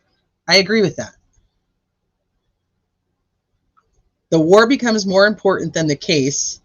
Yeah. Yeah, I know. Yep, I absolutely do. That's why I'm like, okay, this is my taking a step back and going, okay, I don't want to contribute to this, and I'm not out to, I don't want to hurt anybody, and I don't ever want anybody to turn around and be like, oh my gosh, I can't believe that she's the one that did that. So that's what, this is me. So over Christmas, so I was telling you guys, so Frank just like, man, that guy just does shit all willy-nilly, but sometimes he gets answers and he gets results, and it's like right now they're talking like they're best friends. Is he still live?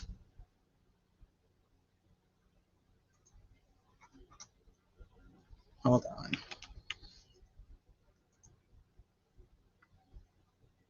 Oh no, he's done now. Okay. I think he just ended. Hi, Jax.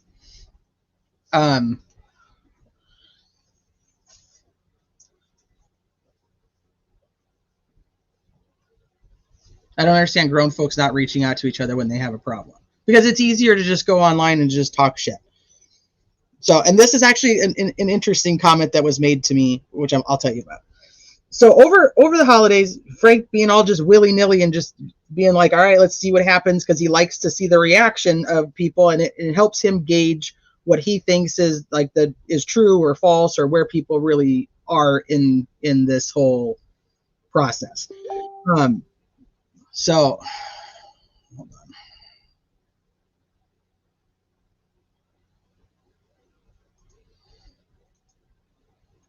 So he adds me to a chat that has Becky Patty. If you guys have watched it, or you guys read through what he posted on his community wall, he adds me to a chat with Becky Patty and Fig and another lady. And I'm like, holy shit, Frank, what are you doing? Like, it's Christmas. Sorry. I'm like, it's Christmas. Like, what are you doing? Like, I can't do this right now. So I just go in and I'm like polite, and I'm like, you know, it's Christmas. Merry Christmas, everybody. I know I'll come back later and chat or whatever. One of the people in the chat, who's another creator, goes and literally deletes anything that's in there. And then it comes out in their conversation that he deleted everything because he doesn't know me, doesn't trust me. Fine. It is what it is. I don't know what the comments were. It is what it is. Doesn't trust me. Never talked to the guy. So whatever. Anyway, a couple days go by, and then I'm removed from the chat. I'm like, okay. And that's the end of that. Then adds me to a chat with, so that was a Facebook chat. Then adds me to a chat with a Discord chat, which I'm not good at Discord, FYI. Adds me to a Discord chat with Mark Robert and Fig. And nobody talks. It was just empty. Then nobody said anything. It just sat there. And then I think that this is also over Christmas. So then the day goes by, and then the chat like dissolves. Everybody's removed from it. So that was kind of interesting. I was like, oh, that's awkward. But I'm like, it's Christmas. I don't have time to do this right now. Did you see the bomb dropped in Little Frank's live today? Sleepy. I don't know what big bomb it was. Police activity. Seriously. Since he saw the pictures. Discord is so confusing. I know. I can't stand it. I suck at like messages on Twitter. People will message me on Twitter, and it takes me like a week, and then all of a sudden I'm like, oh hey, I have no idea. I just am not good at. I'm not good at it. There's just things you're good at and things you're not good at, and I just don't have the time to go through 50,000 different messengers. I just don't. So anyway, so I'm like, okay, it was all awkward. So then this whole call comes out, and then I'm like, I have questions. And so he's like, okay, what questions do you have? And I'll ask Mark. So he asked me my questions. So I'm like, 1 here, 2 here, 3 here, 4 here. I don't remember what they were now. And he starts answering them. And I'm like, yeah, that doesn't make sense to me. This doesn't make sense to me. This is how, I don't understand that. I would still question this. How do I even know this? How do I know that? And so Frank being Frank just says, okay, fine. And so he throws me into a Discord again. Ruckus joined the live, Teresa, with Bob Mata. I'll have to go back and watch because I was listening to his live for part of it, but I was behind most of the time. And then I had to do my own live. So anyway, so he puts me back in. So now I'm in a new chat with Mark, Robert, and now Frank and me. And I'm like, okay. And so Mark says hello. And I'm like, okay, so at least we're going to talk this time. So the whole beginning of this is very awkward because obviously if any of you guys have been around, you know that I have pretty much called out what I see on the whole situation. And I'm like, this guy isn't going to want to talk to me because I've essentially called him out on a live multiple times. And he was very forthcoming with that. He was like, I don't know how much I really have to say, to me because of everything that happened. Yeah, it was totally awkward. It's totally awkward. I'm like, oh God.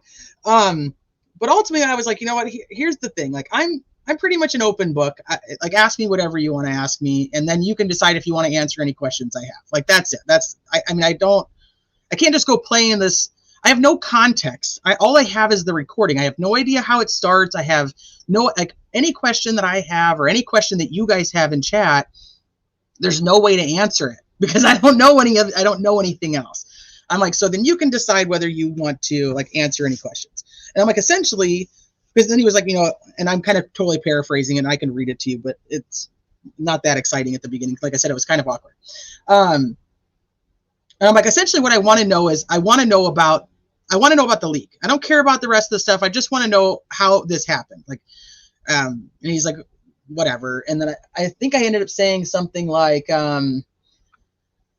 my impression of what happened is, hold on, Alina, let me see. Wait, see, I kicked you out of the first one because you said you couldn't basically do it because it's Christmas, and then one person didn't trust me. Well, the person didn't trust me, so they just deleted everything in the chat.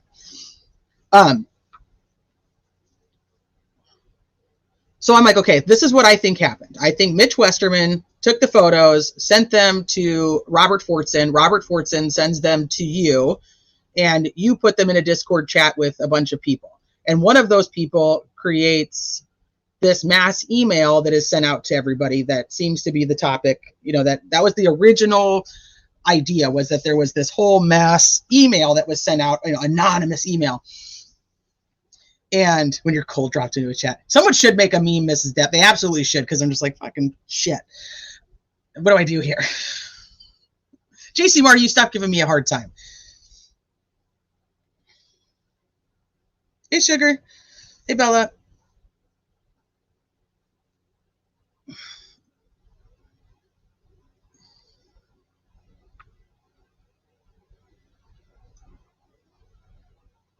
Hold on. So has anyone who saw the crime scene photographs leaks said that they thought it was apparent if the sticks were placed intentionally or just thrown on the bodies? So at this point in time, I have now seen the full pictures. I think the full pictures. I think everything's intentional. I'll just tell you that. What the hell it means, I don't know. But it really doesn't change exactly what I thought before. I thought everything was intentional, and I still think everything is intentional. So that's where I'm at with the pictures. What the hell it means is probably open to interpretation by the person looking at it, but mostly the person who actually did it. So I'm like, this is what I think happened. And he's like, what? No, there's no Discord. There was no Discord group. No, that's not what happened. So he says, Mitch Westerman sent them to Robert. Robert sent them to him and to another female. Here's one thing, is he said he wasn't going to name all the names because he felt like that, there was a witch hunt after him, which I would agree that there was somewhat. Now, whether it deserved or not deserved, whatever, that's not the point I'm trying to make. But he said he didn't want to name anybody's names. So he did not tell me anybody's names. Now, I know that Frank was going through with his, deduction, because I think that's his whole point of like his channel is like he'll deduce who he believes is what. But in this chat, he does not name names of anybody. He said, Stacey Marty, you knock it off. You're distracting me. He said that, so he got them from Robert, and Robert also talked to this one female, which is the same thing that Murder Sheet had said. Now, he doesn't know whether that female sent them to anybody or didn't. He said that he did send them to one person in particular, one YouTuber, and that he also sent them to Murder Sheet. He sent them to this one person, and this one person turned around and sent it to 3. Let me see if I still have that. This might not be accurate, so I kind of am nervous about putting it up because I don't want to put out bad info. But let me just download this real quick. If it's wrong, I'll fix it and tell you guys that it's wrong because I don't know if the dates are right.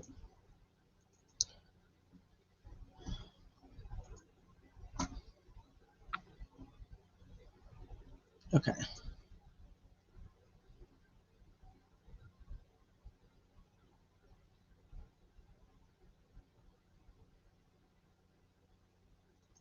Okay, I think you guys can see it now. Okay, so Mitch Westerman sends them to Robert Fortson. Robert Fortson sends them to Mark and this unknown female. This unknown female, we don't know if it's sent to anybody. These don't have arrows, so that's what I'm saying. This is not 100% accurate. Don't go screenshotting this and saying this is the actual shit, because this is just a work in progress. I'm trying to figure some things out. Sends them to Mark. Mark sends them to the person that I referred to as Patient Zero. Patient Zero then in turn sends them to 3 males. 1, 2, 3. Here. Then this patient, or this unknown male number 3, asks Patient Zero if they can send it to another person, and that's unknown female number 2.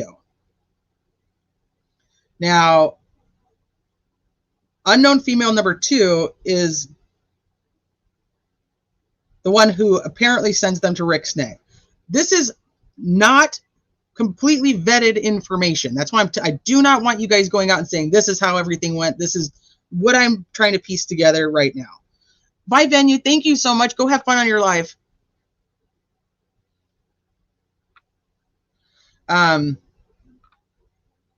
This is the person who sends them to Rick Snay. Now, this person, as soon as the comment comes out on Rick Snay's community wall that he has the photos, this person then sends them to 2 people. He actually sends them to unknown female, which has already had them, and then also sends them to apparently Tyler Carpenter. I don't know if that's true. Tyler Carpenter, I don't know if that's true. If it's true, tell me. If it's not true, don't tell me, or whatever. Either way. So I want to make sure you guys understand that this is just a work of what I'm trying to figure things out. Please make sure you guys know that.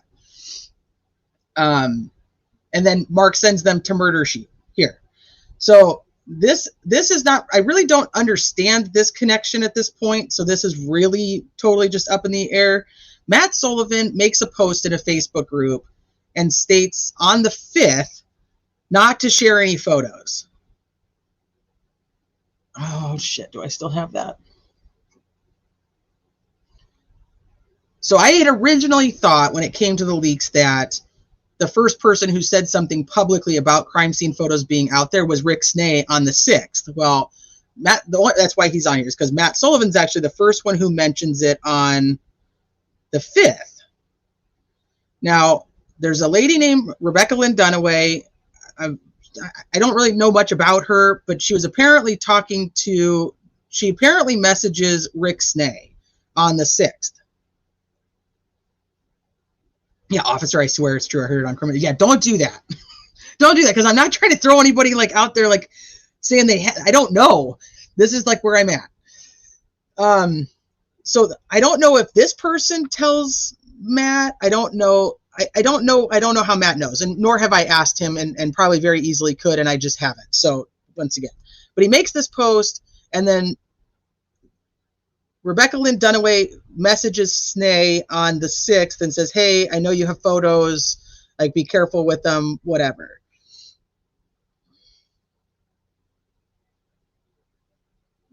I don't know. Does this person like tell him that she got them? Yeah, I don't know. This is where I'm at. So essentially what I was trying to figure out, hey Mark, all the typos. Did you have a bunch of typos? Is going to worry about covering their bodies to hide them. Oh, so essentially what I was trying to figure out is this mass email thing. Because if you guys paid attention to when I did talk about the leaks before, I don't think there was a mass email. Because the whole purpose of that narrative was to say that they were mass emailed to all the creators who thought that Richard Allen was innocent. And I was like, that just doesn't make any sense. Because the ones who are talking about having the photos are all the ones who think Richard Allen is guilty. So I don't believe there was a mass email. And I think that's also how it became very contained. And I also have never heard anybody, and you guys tell me if you have, I have never heard anybody say that they received the photos in a mass email. I haven't heard anybody say it. So for me, this essentially solidified that I do not that there is no mass email, which is hence the title of my life. I don't think I never thought there was one. I thought that was a cover for whatever the hell was going on behind the scenes. I kept hearing a lot of that everything was happening in Discord, which of course, once again, there's no proof of any of that. This is just where I'm at. So I think the fact that this person, Mark, sent them to at least one other person, somehow ending up over here with Matt. I don't know how they get over here, where he finds out about it to post it. I know I have that damn screenshot. He posts on the 5th, like, there's a leak of crime scene photos. Don't show them. Don't post them in here and leave it alone.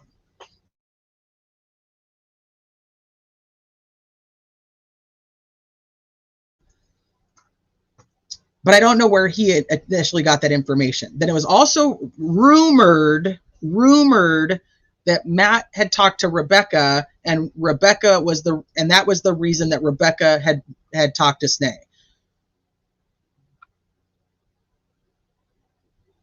No mention of a mass email. Yeah, they were leaked to pro-prosecution. Absolutely. I heard a couple of creators say they got the email, but no mass email.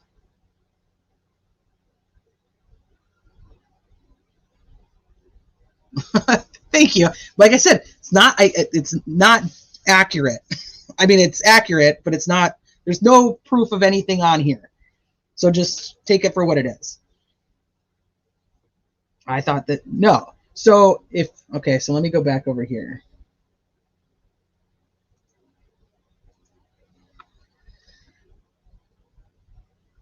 So we have, let me see where this comes out. Okay, so defense says they're ready for trial on the 4th. Mark Robert posts the photo of the F tree to Facebook on the 4th. Rick Snay said that he received the photos, and then when he did another live, he says, no, I didn't receive them on the 4th. I got them on the 5th.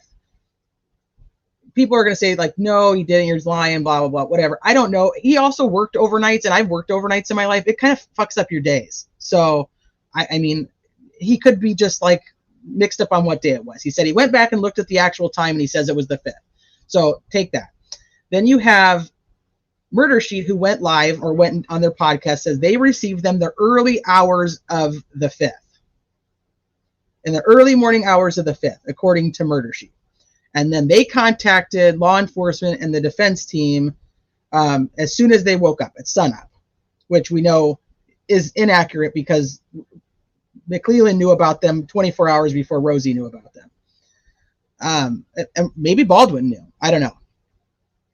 And then Matt makes the Facebook post regarding the leak. I'll add that screenshot in here. And then on the 5th, Snay said that when he went to work that night, he has a conversation with Murder Sheet, and that Murder Sheet's like, hey, be careful, there's a leak out there. And he's like, yeah, I know, I got them. This kind of makes sense Now, if Mark sends them to the murder sheet, because, okay, I gotta go back. I gotta backtrack this. I should have added all of this before the live. I apologize, and I didn't do it. Let me see if I can just grab it really quick. I don't know if I can because I don't know exactly where I put it. But we went through the screenshots that were posted to Reddit between Mark and Robert. And if you remember, there's the screenshot that shows Robert is like, what the hell's going on? What's Matt talking about? You remember that? Let me see if I can find it.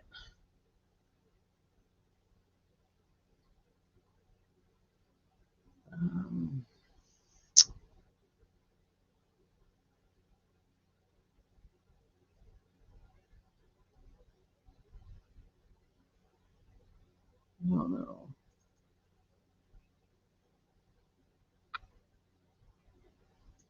No. Here. They are implying the leaks. Robert's on the left, Mark's on the right. They are implying the leak of photos of the bodies. Where? Says, I don't know. Someone sent me that. I'm not sure what Matt is implying. Well, this didn't make any sense to me until I realized about that screenshot of the date and the time that Matt actually said that he knew about the photos. Doesn't mean he had them. Just means he knew about them. He says, not sure what Matt is implying. Did someone tell him they saw the photos? Did someone show someone else? I just don't know. So it makes sense now why Mark would feel that somebody else had sent these photos out.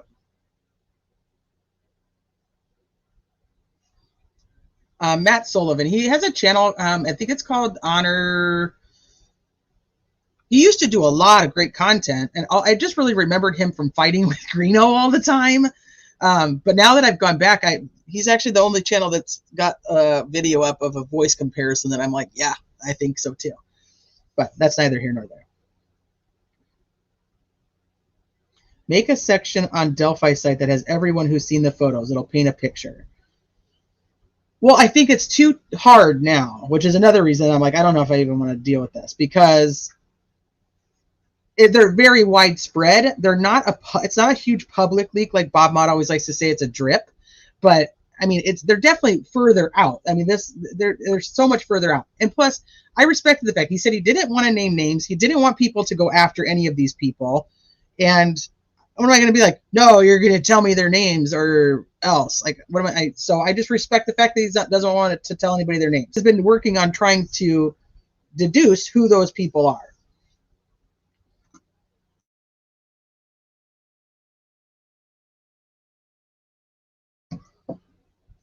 The Honor Project Crime Dive investigates. I just looked up Matt Sullivan, and then it pops up for me. So I don't know who these people are. I can't tell you their names. I can't put names on here. I don't know who they are. And the only reason these guys are on here is literally because they made a public post about having them.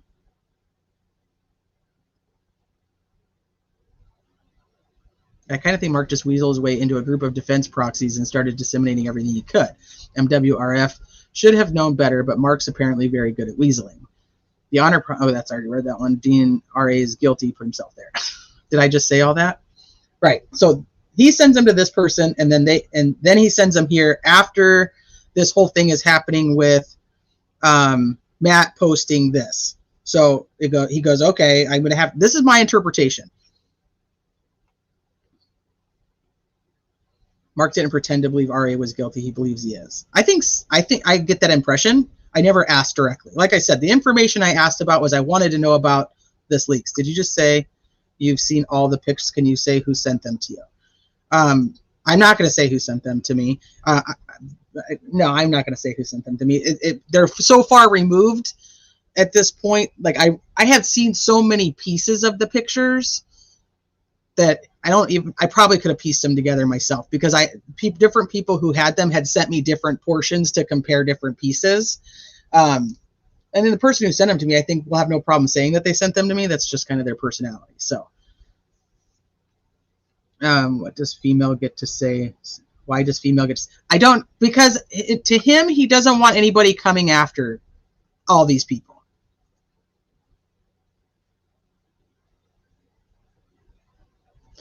Maybe a better question is why did he get involved?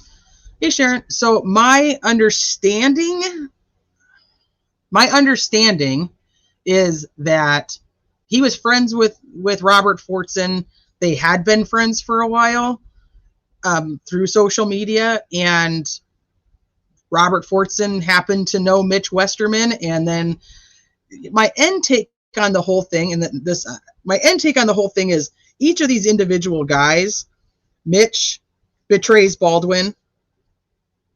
Then you have Fortson, who betrays Mitch. And then you have Mark that betrays Robert. And then you have the person that Mark sent them to betrays him. They're all sending them to this one quote unquote trusted person that they think is going to keep it a secret. And that person feels like, I have to tell one person. I have to at least tell one person about this, because I can't just keep it to myself. I have to tell one person. Now, this one person turns to another one person, turns to another one person, which it may make sense to you and it may not. In my mind, it made more sense to me than this whole stupid mass email sent to all these creators to prove that the defense was right. And this is how it was all the defense's fault, this, that, and the other. Oh.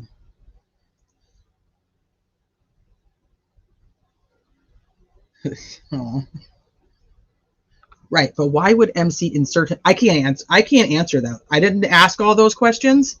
I can't answer those questions. So this is kind of where I'm at. I was just trying to clarify the situation with the leak, because for me, these were the questions that I had after listening to that pre-recorded phone call, or that recorded phone call between them. I was like, this doesn't make sense. Who are these people? And I had silly questions that, like, wait, because I was like, is this person the same person? Like, are there two females? When did this person get sent to this person? And that's why I said I don't even know if my dates are right. This is kind of just what I kind of lined out on the timing, because it makes the most sense in my brain. That's why I don't want you guys to take any of this and say, like, this is verbatim exactly how things went down. This is my interpretation of what I'm thinking right now. Hi, Frank. I got to go back and finish your live. So I believe that this makes sense. This makes sense to me, that's how it ends up being so contained. And like, there's not like the supposed 50 group of 57 people who got this anonymous email, and that's how it goes. Mark was close to Turbo and she was tight with Fig and Company. He told MS one of them sent to RS to leak and remove the defense. So this is where I'm at. And you guys can agree with me or disagree with me. Like I said, you guys always have the right to your own opinions. This is where I'm at. I still believe something is very orchestrated. What that is, was it to remove the defense? There's something that comes to this that just does not line up correctly. Was one of these people, and this is where I go back and forth. Like, do I really want to spend the time to figure out exactly who this is? Because I do believe if these people right here are the people that I think they are, then they're very pro-prosecution. Some have even claimed to be like working with the prosecution. Mark's sister, no, that's Robert's sister. Robert's sister-in-law. So his brother, that's why I have, okay, so here's the brother, and then I didn't put her name in there. The sister-in-law. His sister-in-law was in Facebook groups essentially from the beginning. Oh, Frank, if I do that, we're going to be here all night. Let me just finish this part. I've already been on here almost 3 hours. Why are people going after the families? So it's Fortson's sister-in-law was in Facebook groups and is Facebook friends with Becky Patty. It's been 7 years. I'm sure that they have, a lot of people from Facebook groups that Becky got along with. Yeah, Mark's sister is irrelevant to the whole thing. Essentially, it would be more Robert Fortson's sister-in-law. That's where I'm at. Can somebody, one of the wrenches, can you block that?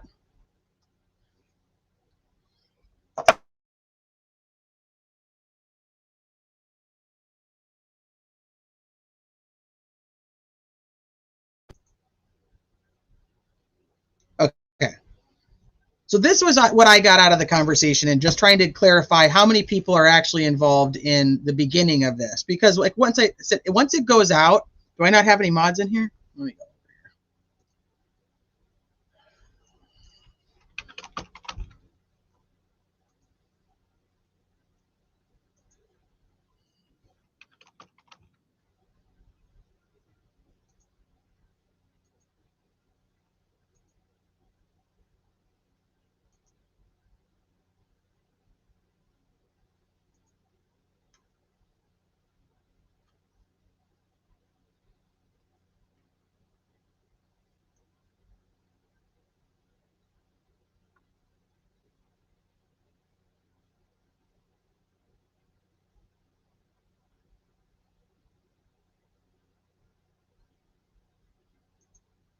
Yeah, people are just fucking weird.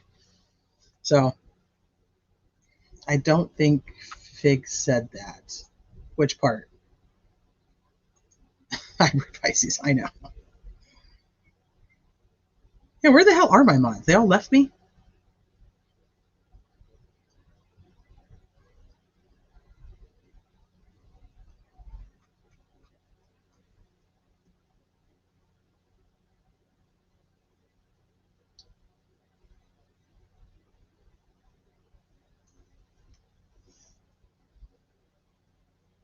All right, well, I blocked them. They'll come back under another account. That's what they always do. Once they start trolling, they start trolling. But I'm going to go in.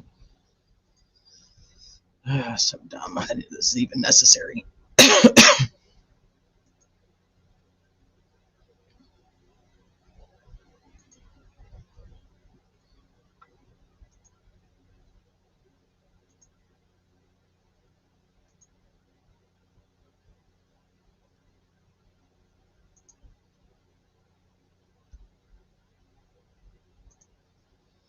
See?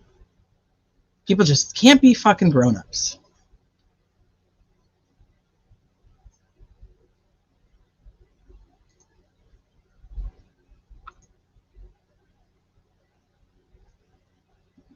Aspen, you want to be a wrench? Hybrid? Ramblin'? Any of you guys? I'll throw you a wrench if you guys want one.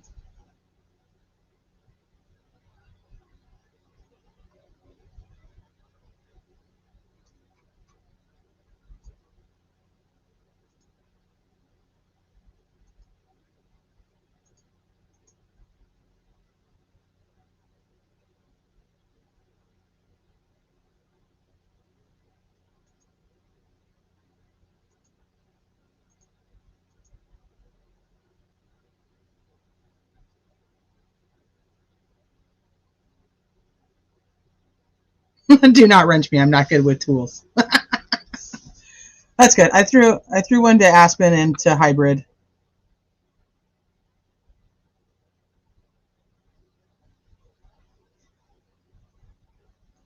All right. Let's add some more. Freaking ridiculous. But, okay. I think we're good. We're good now. Okay, so let's go back. So who sent... Yeah, there was Sleuthy. Sleuthy, do you have a wrench?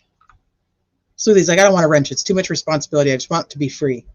I want to be free. Who sent... I don't think there is an email. That's my whole thing, is I don't think there is an email of anything. I think that there's a fake narrative being put out that there was some mass email sent to all the Richard Allen lovers.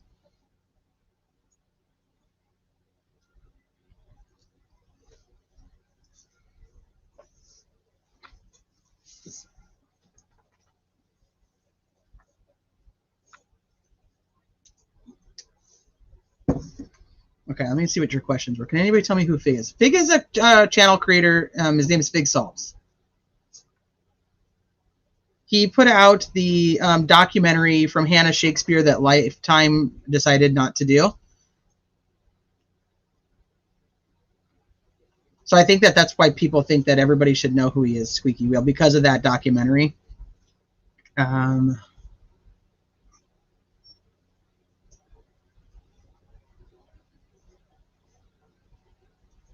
Don't rely on me too much. Okay.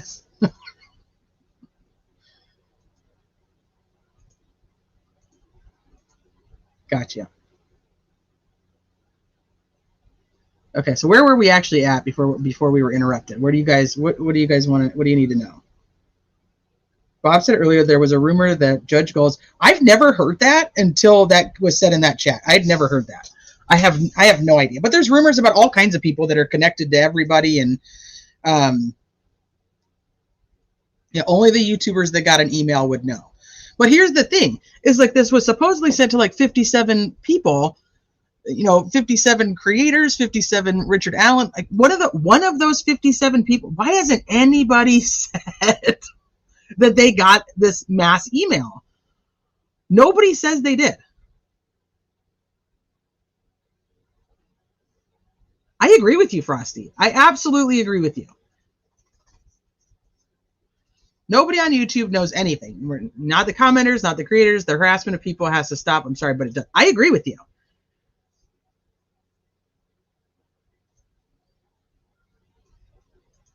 And I think that's kind of where I'm at. The other thing that I will make sure that I made sure to ask was about like why was it sent out to, at all?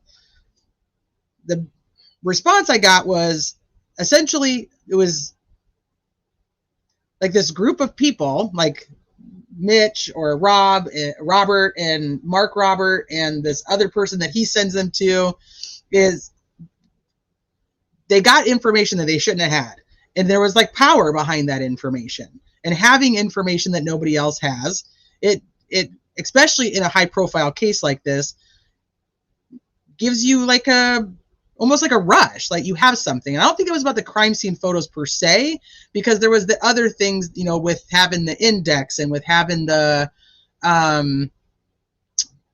F-tree picture, and there's like whatever reason it is, there's people, we go with these, like, how many likes does this have? And look at how many followers we have. And then people get compared to, like, well, that person only has like 500 subscribers and I have like 10,000. And it's like, well, yeah, I may have 10,000 subscribers, but there's 400 of you here. Now, if that channel with 500 has 400 also, what's the difference really, right?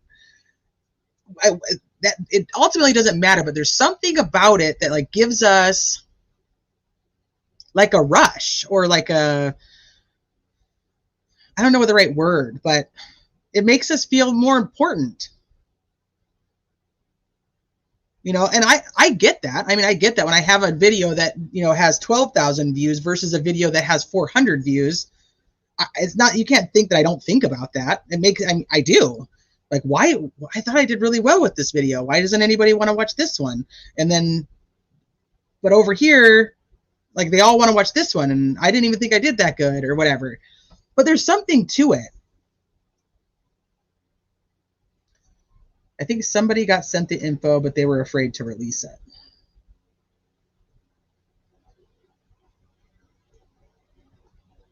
Is I have Apophis here?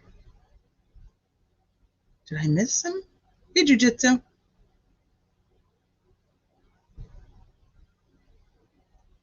So, Steve, if you were one of these mass emailed people, you wouldn't even know it.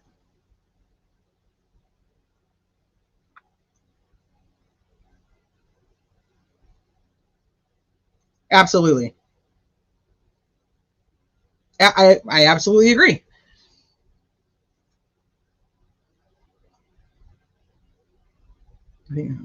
Somewhere I saw a picture of the same original BG sketch that had the head from different angles, like a storefront picture with several flyers. Has anyone else seen the pic before like that? I have not.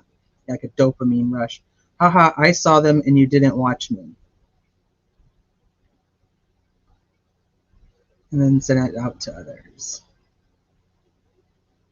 In the end, what would you want your defense to be if you or someone you cared about replaced Allen?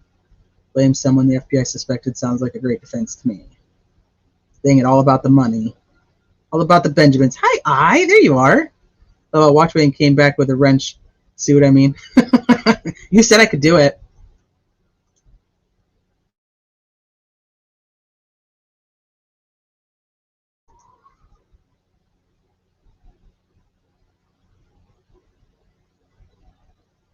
I'm just seeing what I missed. No, I don't. I think it's a power trip, and I don't think the motive was right. I think that the whole thing was a fucking disaster. Essentially, the end of the conversation was that, or the chat that I was having was that Mark seemed to realize that he fucked up. He seemed to realize that he fucked up. I believe that he realized that he fucked up, and I get that other people aren't gonna believe that and whatever else, but for me, I did. I believe that he realized he fucked up. And this goes to the whole fact that I know there's history between other people. Like, so Mark's got his own history with people on here, and, you know, just like everybody does. But I believe that he knows he fucked up. And that's essentially the bottom line of what I wanted, was some type of accountability, that he knew that he shouldn't have sent them to anybody. And not only that, but he went the step of saying, like, I shouldn't have had them. Like, we had this information that we shouldn't have had. And then he did fucked up shit with the information.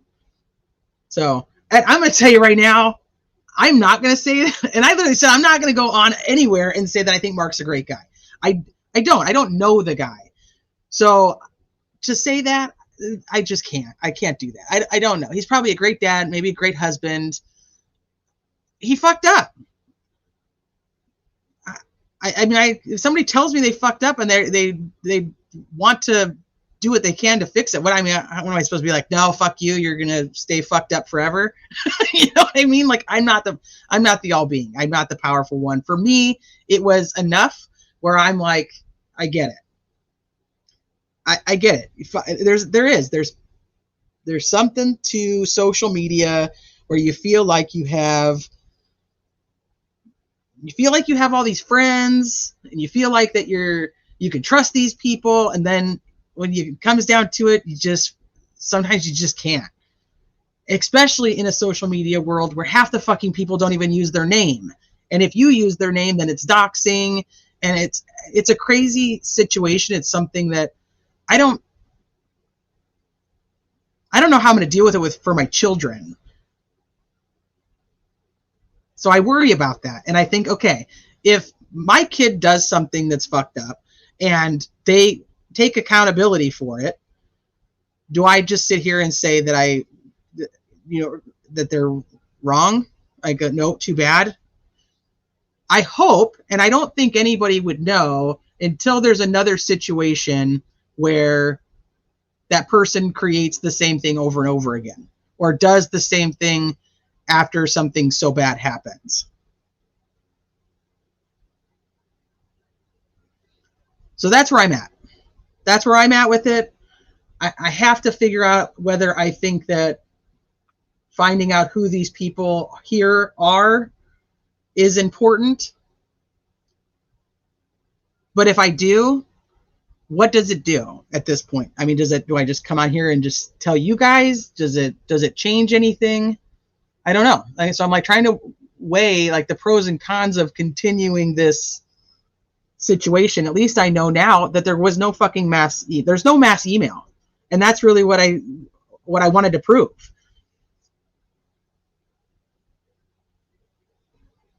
Was Mark aware that someone was threatening Julie and I on his behalf beforehand? Okay, so I'll tell you, that was another part of the conversation that I did have was,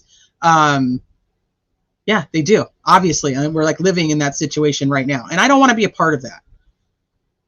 I don't want to be a part of somebody that fucks up and then just we dogpile on them. I think if their character is their character, and they're the only one that can change and make decisions. Like I told you guys at the beginning of this, I was fucking mean to people in the Watts case. I was an asshole. And I purposely told myself I'm not doing that again. I'm not going to get on social media and start fighting with everybody because I don't agree with them on a case. Like, there's creators that cover Delphi that absolutely believe that Richard Allen is 100% guilty. There's no ifs, ands, or buts to them. There's no change in their mind. I like those people. I like listening to them. I like watching their channels. And I don't necessarily agree with them. But it was like a conscious choice I had to make to say, like, I don't want to live in a social media world where I just sit around fighting with everybody. And I know that makes people not trust me. And I assume that's probably one of the reasons that all those messages got deleted, because it's like, what side does she play for or whatever? And it's like, you're going to come to find out I don't play for any side because I don't care about the sides. I care about the truth, and I care about the final piece of justice, and I care about transparency to you guys. So my motive is very different than a lot of other people's, because I have no stake, or what do they call it, like dog in this race of whether Richard Allen is the right guy or he's not the right guy. I don't know that he is or isn't, and if he is, I'm not going to be like, oh my God, I can't believe that I thought that he could possibly not be. And if he isn't, I'm not going to be like, oh my God, I can't believe it. I have no stake in that. I just want the fucking truth. And we don't have all the information to say the truth. So precision overload. So this was actually my apology that I put forth, was that precision overload person pissed me the fuck off. And I'm not going to joke around, and I'm not going to sidestep. They pissed me off. And what they ultimately were trying to do was, quote unquote, protect Mark. And in turn, I now, in hindsight, look back and I go, you probably actually pissed me off more at Mark. Because going into that live with Skip and Julie, it was pure chaos for like an hour and a half, 2 hours before that live of just bullshit, just coming at Julie from multiple angles. It was about them doing the live. They'd already pushed off the live once. There was like, they were threatening like to release stuff about Skip, like private stuff, like whether it was true or not. Like, and that didn't even matter. Which is the fact, like, why are you even doing that? So I think that I almost was even more pissed about Mark because of this person. I don't agree with the way this person went about it.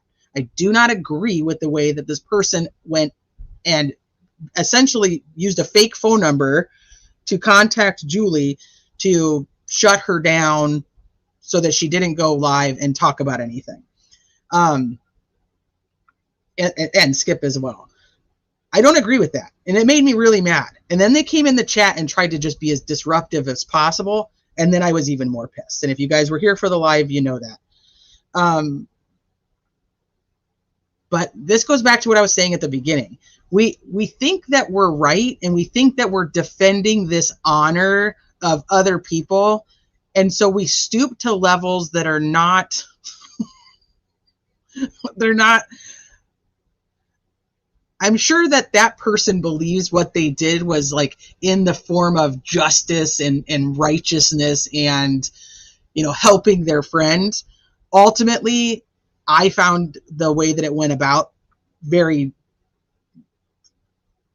disgusting. I mean, that's kind of how it is. The whole thing that was happening at that time, that's how I felt. So, but I get the mentality behind it. Because they think that they're helping their friend. They think that they're out there doing the right thing. So, yeah. They're speaking for Mark Cohen like they were a spokesperson. And I was like, you can fuck off. We need peace of mind to know that the killer is taken out the streets. And right now, I don't feel at peace at all. But I don't know if that's because we just don't have all the pieces to the puzzle. And then here's the thing. It's like how do we not know all this information, but yet people are so dang adamant that they're right that they fight with other people to prove how right they are. Now, I'm going to tell you another thing that's my opinion. People need to stay the fuck out of it. Like, stay out. Don't be contacting the prosecution. Don't be contacting Baldwin or Rosie.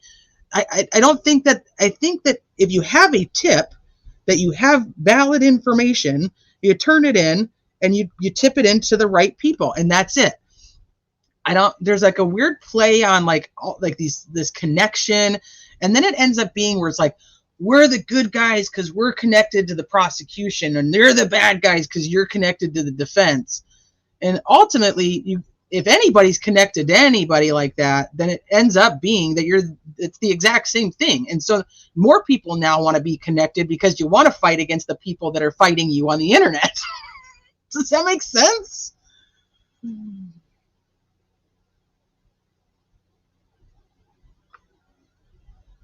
It's all right. He placed himself there, same height as BG, and same clothes as BG, at the same time as BG, and the same bridge as BG, and with the same bullet. Not a coincidence.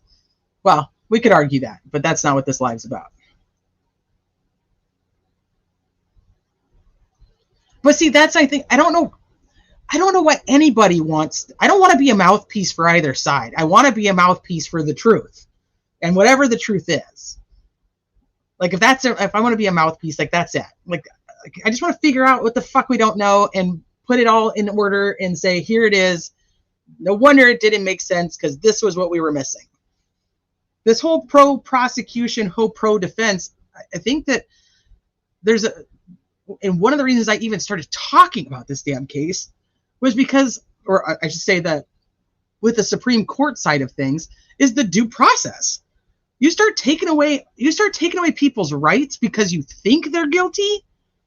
That's going to happen to you. That's going to happen to your brother. That's going to happen to your sister. That's going to happen to your kid. You can't do that. So you got to stay focused on the fact that what you really care about is our Constitution, number one. Number two, you actually care about getting justice for the girls, where the justice is literally just and accurate. So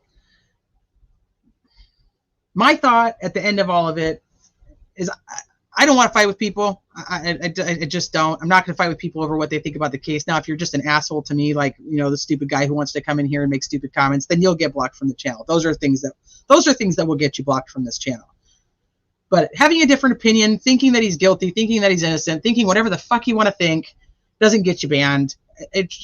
Share it respectfully. But people have got to stop with the digging into people's personal lives, with the commentary. I mean, there's like some weird stuff going on, weird comments about what they're going to do to other people and how they're going to find these people, and stop doing that. If you're listening to this live, like, stop doing that. Stop doing that. Don't post about anybody. Don't post about anybody's personal lives. Don't dig into their families. Investigate the cases. Don't investigate your fellow sleuthers. That's where I'm at.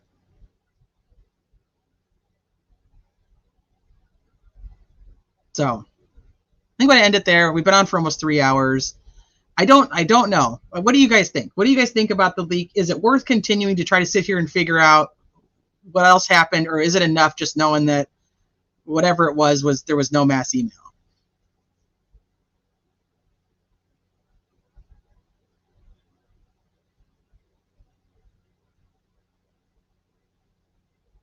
Well, thank you, Tammy. I appreciate that. But I mean, I get off track. I was really pissed off about this whole thing. This whole leak thing really pissed me off. It's enough already. No, it's too much. Okay. I think it's time to move on personally. Well, that's kind of where I'm at.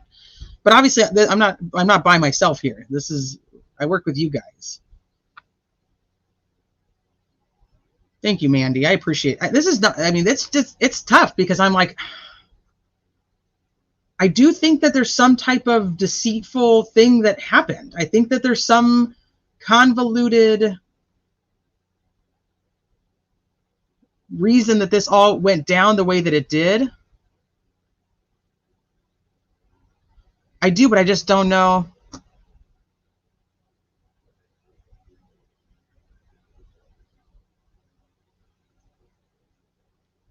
It's still important to find out who's behind the leak.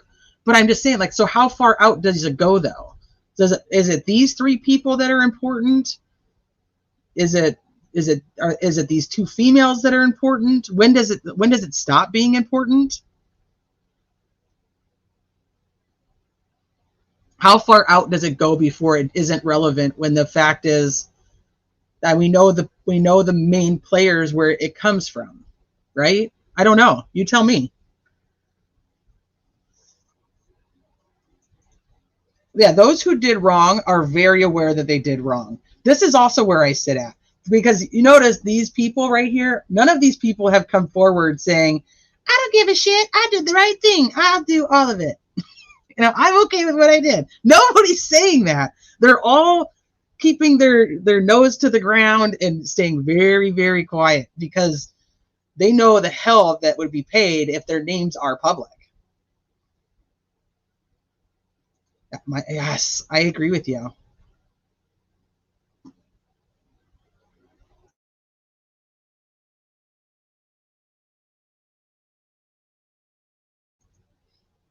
And so, the other comment that I should let you guys know too is, even though he didn't want to tell me these names, and like I get it, like I get this guy doesn't know me either. So like our trust is at a mutual place of we don't really know each other and we weren't really on the same page with anything. So there's not like a an easy flow of like I'll just tell you everything in the world. Like it does, like you know what I mean? Like he's still hesitant to tell me something because I blasted the shit out of him. So I would probably go and blast the shit out of these guys.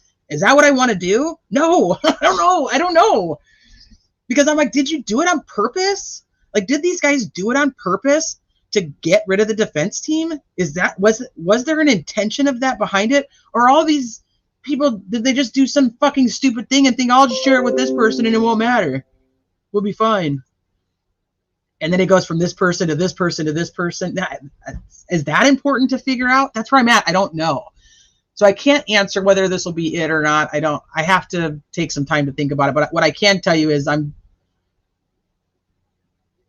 pretty much done with it for right now. I think I have to be. Because I want to go back to focusing on going through all the information, how we started this. I want to go back to going through everything that was said. I pulled every interview I could with the family, every interview I could with LE. I was starting to piece all those together. And I want to go back to that. Because I just don't know where this stops.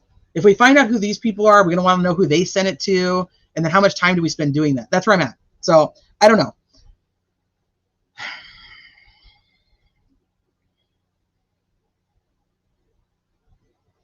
Yeah, apparently that's what he said. I have no idea if, once again, I've never talked to Fig. I don't know him to know what his intention was behind saying anything like that. Well, it is. His kid was a Make-A-Wish. They had a Make-A-Wish. Before he took down everything, he had photos of her with the Make-A-Wish. So that's not made up. The GoFundMe, which I've always said was to pay for him to not go to work. I never understood why he needed $3,000, because if that dude makes $3,000 a week, I'm definitely doing the wrong fucking thing in my life. But that's neither here nor there. It is what it is. The only obvious thing about the leak is that the prosecution is very happy with the outcome. Yes. So that's why I was like, okay, wait. Do these people have motive? Hey, Kaleidohope, he is. On here, different leak. This is just the crime scene photo leak from right now. Kaleidohope is in the Prezi. Gavin Fish is in here. Hold on. He's in here. He's up here. There's Gavin Fish.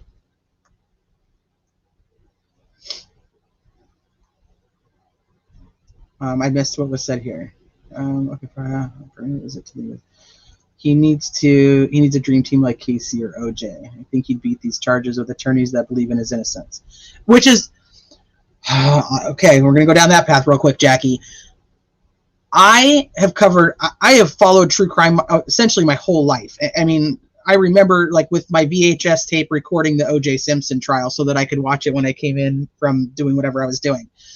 I watched O.J. Simpson drive by on the freeway because it wasn't far from my best friend's house at the time.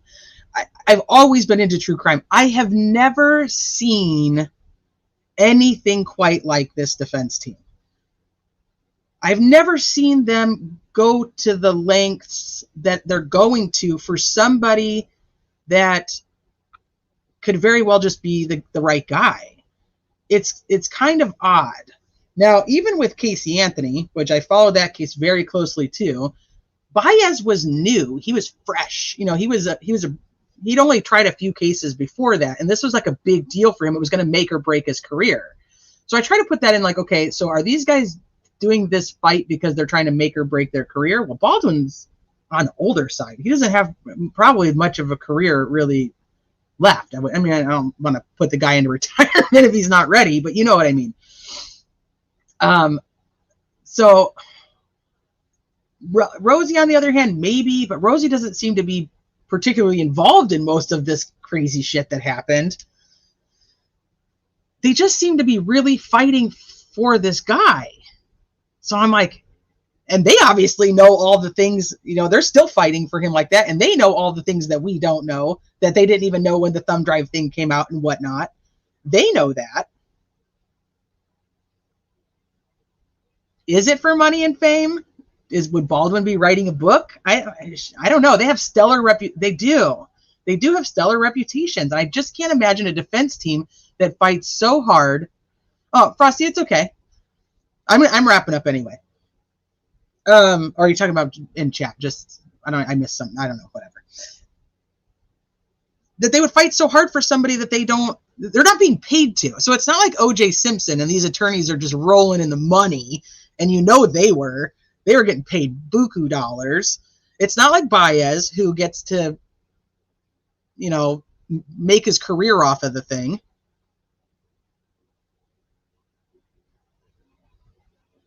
That's not true. He could be back on this case still. He's on a new case. That's going to take up. There's still going to be all the steps that they have to go through before they can get to trial. Right. They were appointed. They were getting a public defender wage. In their best interest is like, okay, let's just get the plea going and get it done and move on so we can get back to making the real money, because we can't invest this much time in it. People lie, their behavior doesn't. And so then that pushes me over to like the,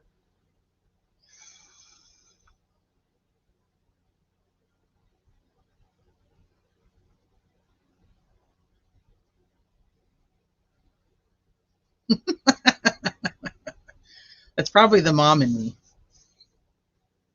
We've always heard that. We've always heard that Baez required some favors, but I don't know if that was ever true. But people just think that Casey Anthony's is nasty, so she probably would have done it. You're welcome, Frosty. Go have a good night. Go have fun with your friends. Now it is. But that was, you know, and remember, because Letitia Stout was going to get him. I hired Jose Baez.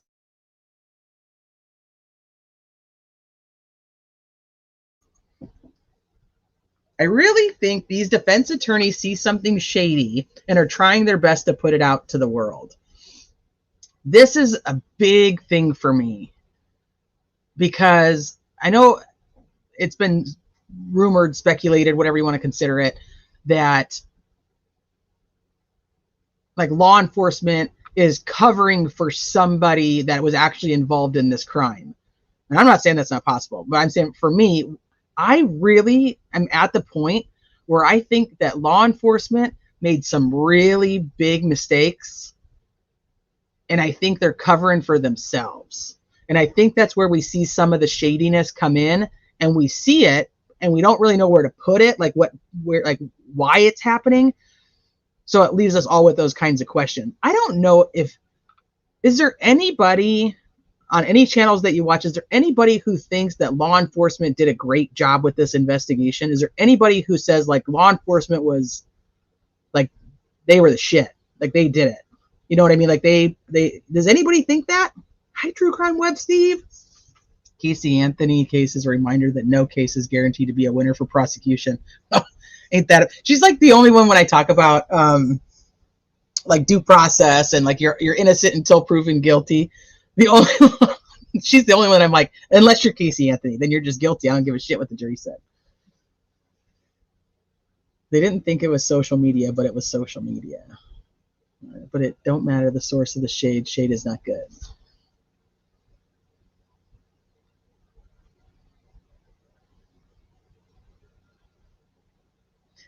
See, and Vicky, and you think that, and then other people who are very supportive of what's being said there think it was a great thing to do. It's just so like everybody's got such a different perspective of it. So do I think that they wanted the cult info out to the public?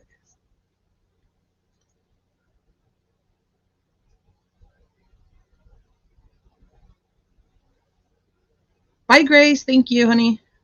They were appointed. They were took off the case. You don't get to choose his attorneys. That's no different than anyone else. The problem is they came on pro bono after. I don't know. I'm so curious to see what's going to happen with the Supreme Court. And I've said, whatever they decide, I'm going to respect it, and it's going to be. I may not be happy about it, but I'm going to respect it, and I'm going to let it go, and we're going to move on, and we're going to continue to cover. If they're back on, we'll cover the case if it ends up going to trial in 70 days, and if they're out, then I guess we're going to wait until probably past October. But that's me. They didn't always, though, because remember, Mike Patty was not very happy with Doug Carter for a while. I don't either. I don't feel comfortable with the same LE investigating the leaks when they clearly have something to gain by throwing off the defense so they don't have to answer for the Franks. Yeah, why would the same, like, you don't have any other fucking cops? Like, come on. Oh, when you said they were doing it for fame, yeah.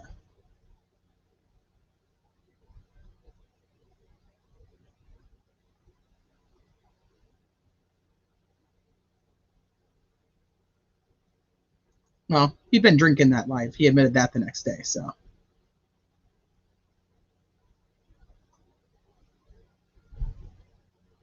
Robert Blake. Ugh, that's another one. Well, we know that I've always had this issue. With law enforcement on this whole, well, we'll tell, and I don't know, I'm not going to put names on which one it is. I can tell you who I think it is, but they're always like, well, we're going to tell, how did Barbara McDonald already know about the tree and the sticks and all of this stuff? Why wasn't that public? If you're going to put it out, then just fucking put it out. Hold a press conference and say, this is what there is.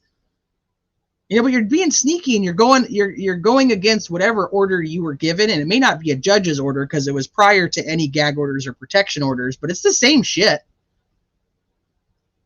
It's the same thing.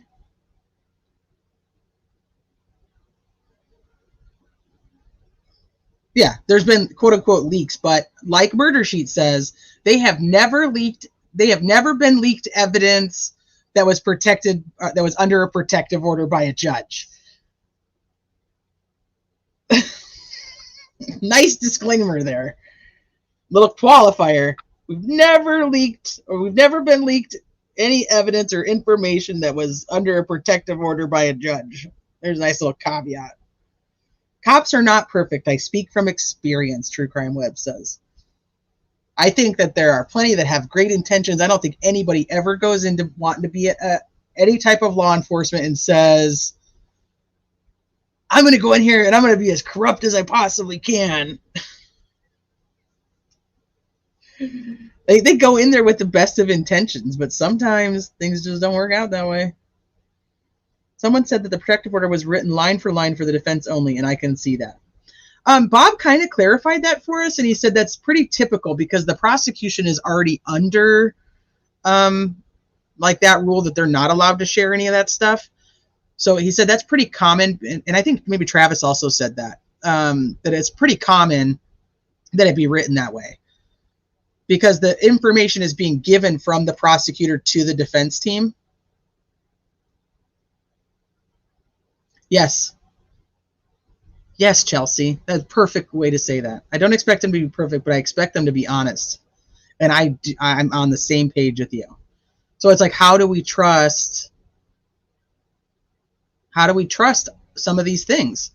There's no way the defense went and put this 136-page memorandum together, which I don't think it was all necessary. I agree that, you know, some people are like, oh, the whole thing is crap. I don't think the whole thing is crap. I think there's very legitimate points about the witness statements and certain things that if you have a law enforcement officer that lied to get a search warrant or a probable cause affidavit for arrest, if you have anybody who's lying to do that, that is a major problem.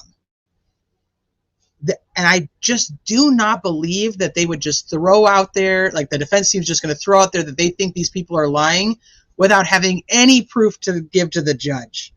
That would be crazy to me. We don't obviously have that evidence, but it would be crazy to me to think that they're just going to be like, yeah, this guy's a freaking liar, and then they're going to hand over this evidence that shows that he's telling the truth. It doesn't make sense to me.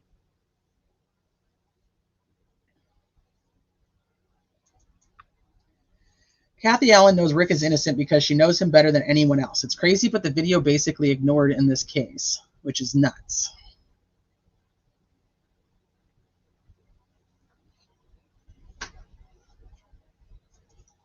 That's true. Very good point, Skip. Carter said no one did anything intentionally wrong. But now my problem is are they doing things to intentionally cover up mistakes that were made? That's where I'm at. And I don't know if we're going to have the answers to that. So it's just going to be continuous questions as we go through and re-look at everything that we've had for the last 7 years, and we wait for the Supreme Court to make a decision. We have the Supreme Court is going to be on the 18th. That's the hearing. There's like a 0.00001% chance that they would ever make a decision that day. So it's going to be a while they all discuss and weigh what they want to do. The other thing that's happening on the 18th is Mitch Westerman has his hearing on the 18th, where he has set that he wants to have a jury trial for his misdemeanor charge. I know that I think it's WTHR has put in a media request for cameras in the courtroom for him, for Mitch Westerman's. So that will be interesting. So that was always my saving factor. My mistakes were honest mistakes, but even honest mistakes can damage a case. True. But would you ever do something unethical to try to cover up that honest mistake?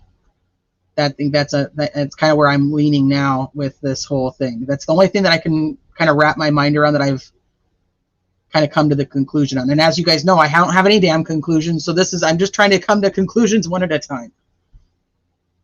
The leak has created unnecessary drama and a delay on both sides of this case. It's bad, and people should take a step back.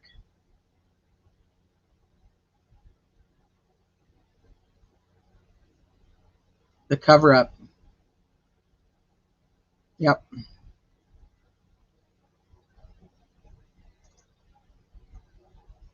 That's kind of where I'm at. So, all right, well, I'm going to wrap it up. I think I've said pretty much everything I wanted to say. I do have, I got a couple other things planned for this week. I got to check with Skip and see his schedule when he wants to come on. We can do the live about February to April. And then I have Sunny and Aspen coming on Friday. So I'm excited, and we'll catch up tomorrow on whatever we decide we're going to talk about tomorrow. You know, once you lose integrity, it's something that can never be found again. It's so profound. It's so profound. It's so true. All right, you guys, I will see you on the next one. Go enjoy the rest of your night. I appreciate each of you guys for being here with me and just hanging out and going through all of this. Go do something kind to somebody that you wouldn't normally be kind to, and see what happens. That's my end piece of advice, is to try it and just see what happens. Go enjoy the rest of your day. I will see you guys tomorrow. Have a good one.